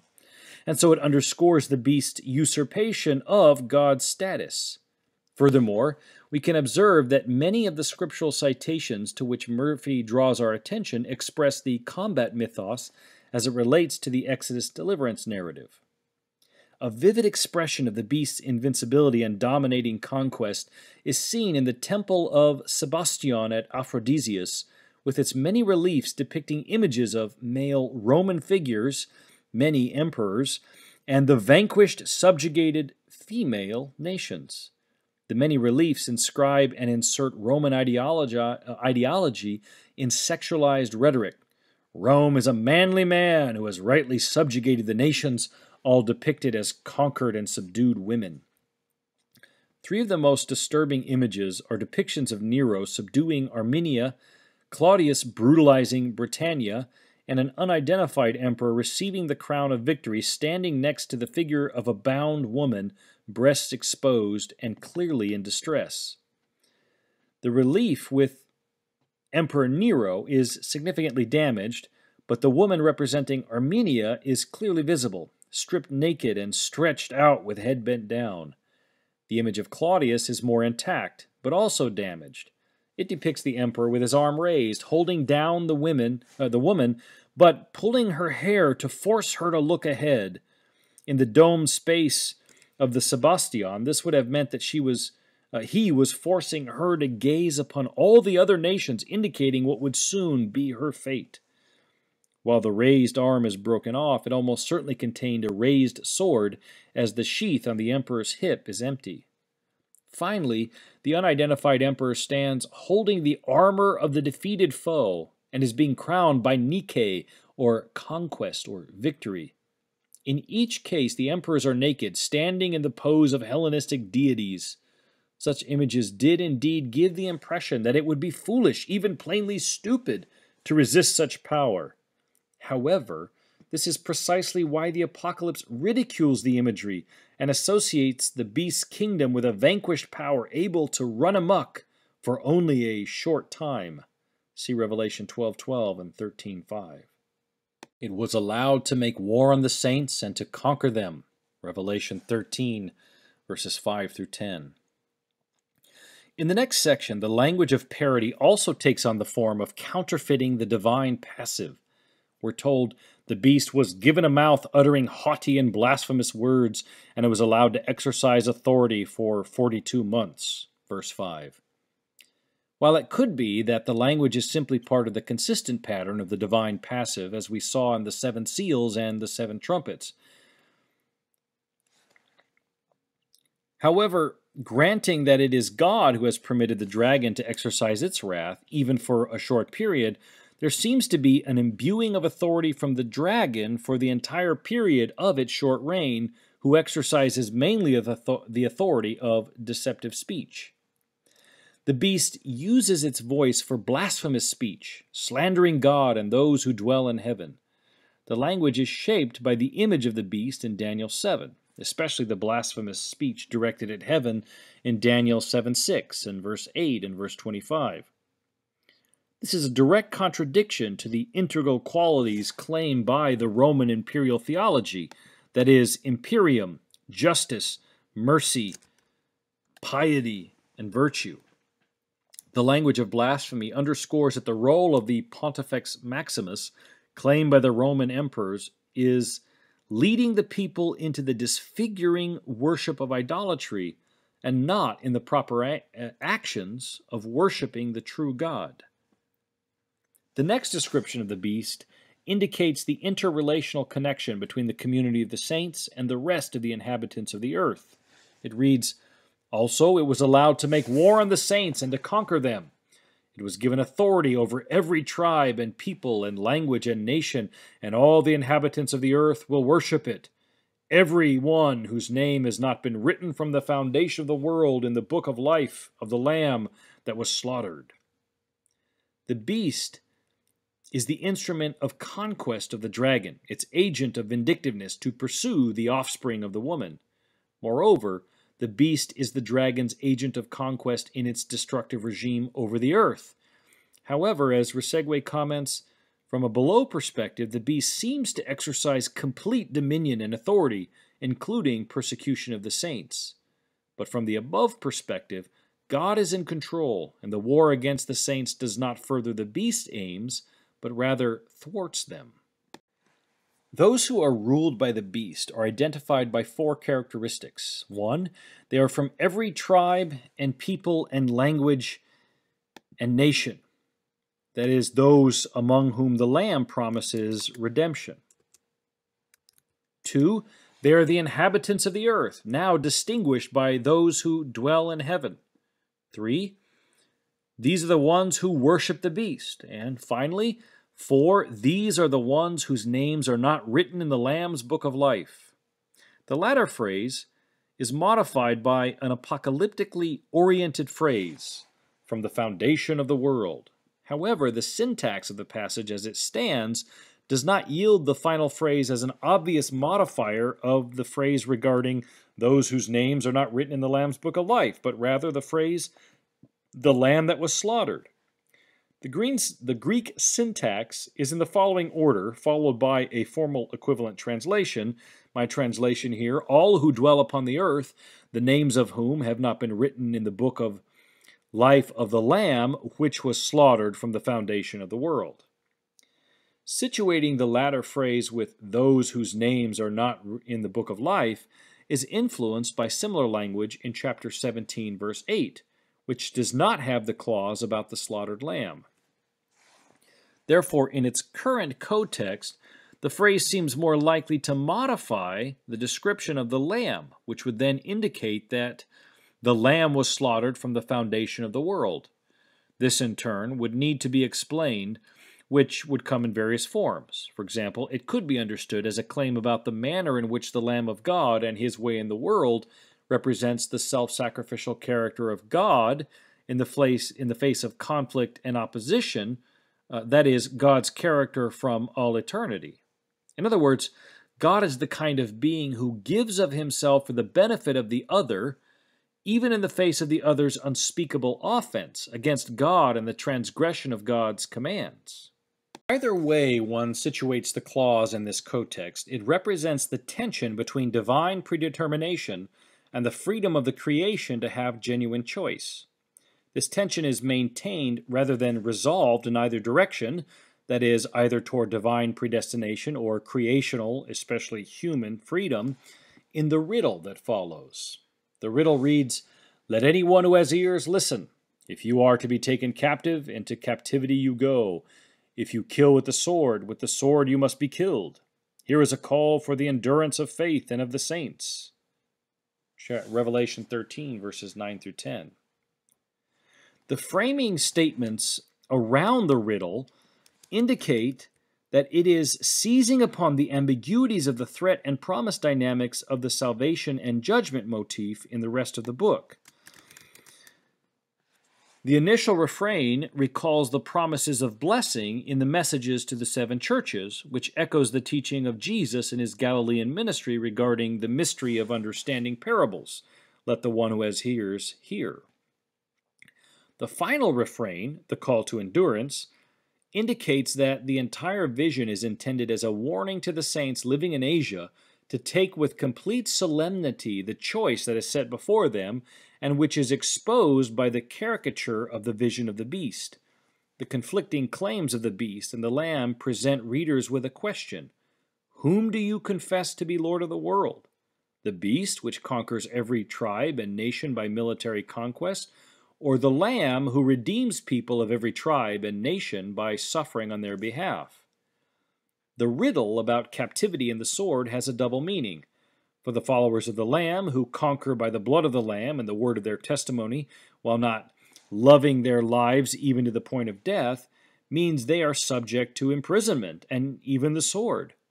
John expects more martyrs to be added to the slain saints. However, the flip side of the riddle is the divine judgment that will repay those who afflicted the saints with captivity in the lake of fire, and with the sword of truth that comes from the mouth of the rider on the white horse in chapter 19. The beast from the land, Revelation 13, verses 11 through 18. Then John sees another beast, this one from the land. It is described as having 2 horns like a lamb, and it spoke like a dragon. It exercises the same authority as the first beast, but it has a particular function. That is, in verse 12, it makes the earth and its inhabitants worship the first beast, whose mortal wound has been healed. The beast from the land performs these signs which it uses to deceive the inhabitants of the earth. It is reminiscent of the magicians of Pharaoh's court who exert similar powers to Moses and his staff. Think in Exodus 7 through chapter 8. This beast, later identified with the false prophet, is the shadow mirror image of the 2 witnesses inspired by the spirit of prophecy. The beast also uses economic pressure to ensure compliance with the liturgical demands of worshiping the first beast. In order to do this, it requires that all who would participate in commerce receive a mark on the forehead or right hand, a parody of the seal of the living God. The beast from the land, sorcery and deception. Revelation 13, verses 11 through 15. The main characteristics of the beast from the land are its practices of deception and acts of sorcery, which is one of the specific marks of rebellion for which the earth received torments in the seven trumpets. Think back to Revelation 9:21. It makes fire come down from heaven, recalling the signs in the ministry of Elijah in 1 Kings 18, and thus in counterfeit mimicry of the ministry of the two witnesses in Revelation 11. It also, this beast of the land, persuades the inhabitants of the earth to make an image of the beast from the sea, to which the second beast gives the power of speech. In appearance and actions, it portrays the ministry of the Lamb and, by derivation, the followers of the Lamb. In appearance, it seems benign and remarkably powerful. However, its characteristic behaviors are inspired by the dragon and the vile imperial beast from the sea. It threatens to kill those who do not bow and worship before the image of the beast. Stephen Friesen has helped to illuminate the social and political dynamics of the imperial cult to aid understanding in how John's audience would have identified this beast from the land.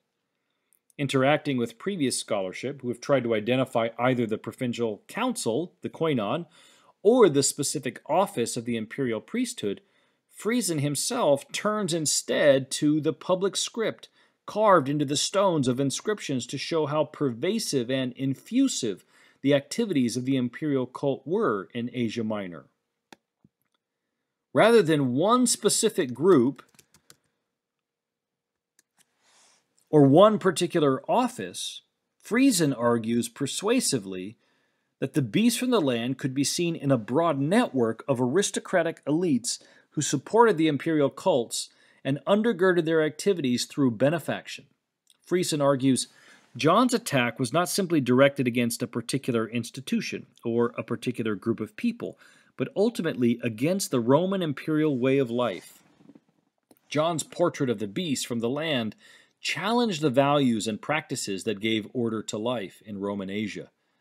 The worship of the Roman emperors and the imperial family permeated many aspects of society in Asia. The worship of the emperors was not an isolated facet of social interaction, nor could it be easily disentangled from the fabric of culture. All of this suggests that imperial cults were not simply a game played by the elite to legitimize their dominance in society. Imperial cults were much more than that. Imperial cults were also bullfights, foot races, wrestling, public baths, concerts by male choruses, and festivals for a city's ancestral divine protector. Imperial cults were inscribed on public buildings, on altars, or on statue bases, in gymnasia, in temples. They were proper expressions of reverence by the small and the great, the rich and the poor, the free and the slaves. In short, the worship of the emperors was a crucial part of Asian society in the first century of the Common Era. From this perspective, one can see how crucial it was for John, from his perspective, to disentangle his audience's viewpoints from the practices, institutions, and benevolences that were intertwined with the imperial cults. Just like this beast from the land, with its lamb-like appearance and its impressive stunts, the imperial cults were interwoven with benefactions, patriotism, and social displays of solidarity. In short, they brought both fun delights and real welfares and gifts.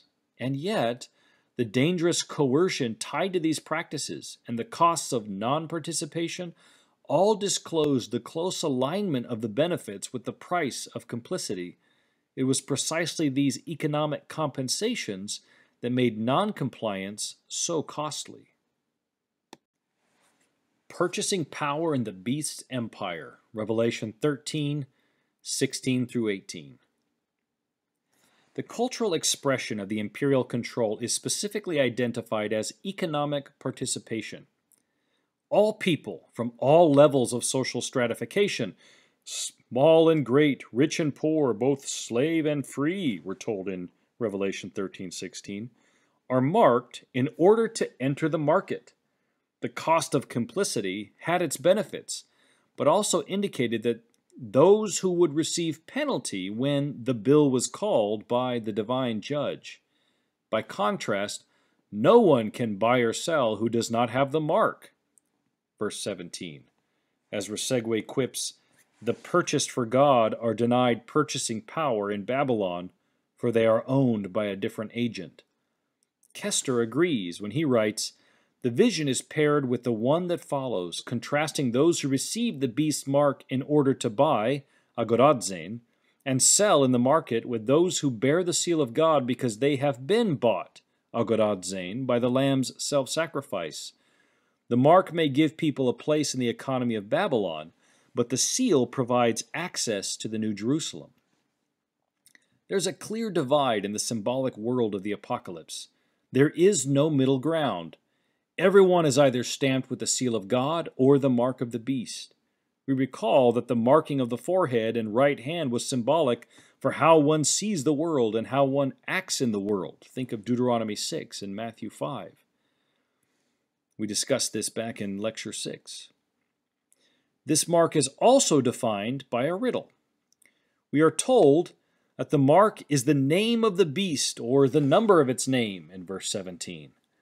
This is in direct contradistinction to what follows, where the seal of the living God, think back to 7:3, is referred to as the name of the Lamb and his Father's name on the foreheads of the 144,000 in Revelation chapter 14, verse 1. John further asserts the mysterious nature of the riddle of the number of the beast's name and calls for wisdom. The one with understanding must calculate the number of the beast, for it is the number of a person, or perhaps the number of humanity. We are told that the number is 666, or in a famous textual variant, 616. Arriving at this statement brings us to another feature of the apocalypse which has captured the popular imagination like little else within the book. It seems the riddle is just too enticing to be left alone. The number 666 has become fodder for horror movies and popular superstitions.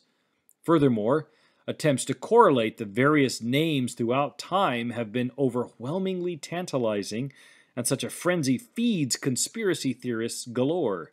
However, this is another indicator of just how far popular uses or misuses of Revelation are from scholarly readings. It is most common to appeal to the convention of gematria to understand what John is communicating by his riddle. Gematria is the convention where alphabetized letters have numerical meaning. Before the adoption of Arabic numerals to convey numbers, alphabetized letters perform this function. We're most familiar with the convention with Latin numerals, where I equals 1, II equals 2, V equals 5, X equals 10, and so on. The most popular designation for this interpretation is that the calculation refers to the name of Nero Caesar. In this, the gematria convention would be dependent upon transliterating the name into Hebrew letters, which has caused some commentators to object. However, this is not unlikely in light of John's own penchant for Hebrew syntax. Think back to the whole Septuagintalism versus Semitism debate. If this is the case, it may also be helpful to offer an account of the famous textual variant. So here are the details, where you have N, again, so you go from the name Nero or Neron, Kaiser. You transliterate that into the Hebrew letters, and the Hebrew letters have these values. The N is the value of 50, the R, the value of 200, the W there, or the Vav, the O sound has the value of 6, final N, a value of 50, and then Q, Kolf in Hebrew, value of 100, S, a value of 60, and back to R, a value of 200. All of that adds up to 666. However, if you take out the last N, or nun, from Nero in the Latin spelling, as you can see here on the coin, it takes away a value of 50, and you get 616. Therefore, in light of all the other indicators that point to Nero, Bauckham is even more specific. He writes, "We may suspect that John indicates not merely to cloak a reference to Nero in mystery, but to point out that the numerical value of Nero's name has significance. John may be employing ipsosephism, that is, the practice of adding up number values to arrive at a single number, and once alerted to that possibility, we can see that, in fact, he says as much. Let him who has intelligence calculate the number of the beast, touteriou in Greek, for it is the number of a man, verse 18. The number of the beast is also the number of a man. If the number of a man is the numerical value of Nero Caesar, what is the number of the beast? It so happens that the Greek word therion, beast, when transliterated into Hebrew as therion, has the numerical value of 666. The gematria does not merely assert that Nero is the beast, it demonstrates that he is. Nero's very name identifies him by its numerical value as the apocalyptic beast of Daniel's prophecy. Surprisingly, the variant reading 616 is simply written in Hebrew letters. If it is theriou, which transliterates theriou of the Greek, the genitive form which appears in the phrase ton arithmon tou theriou in Revelation 13:18. The variant seems to represent a genuine alternative tradition about the number of the beast, which also yields the identification of Nero as the apocalyptic beast. Therefore, Nero as the paradigm becomes the figurehead and the archetype for the ruler of a social, political, and liturgical order that is diametrically opposed to the one who sits on the throne. Evil is a poor counterfeit for the kingdom of God, which is ruled by the Lamb, promising true redemption for people and nations, and also guaranteeing the final judgment for those who reject the rule of God, remain entrenched in idolatrous rebellion, and cling to the exploitive commerce that exchanges the truth for a lie, as Paul says in Romans 1:25. Conclusion. Our front row seats in the cosmic arena continue to pay dividends for the apocalyptic vantage point. We have been given the heavenly perspective on both the suffering, real or perceived imminent, of the faithful, and the true nature of the everyday realities of politics, economics, and the social order. That which does not function in service to encourage and facilitate the proper worship of the living God is in danger of complicity in an idolatrous and cruelly exploitive order.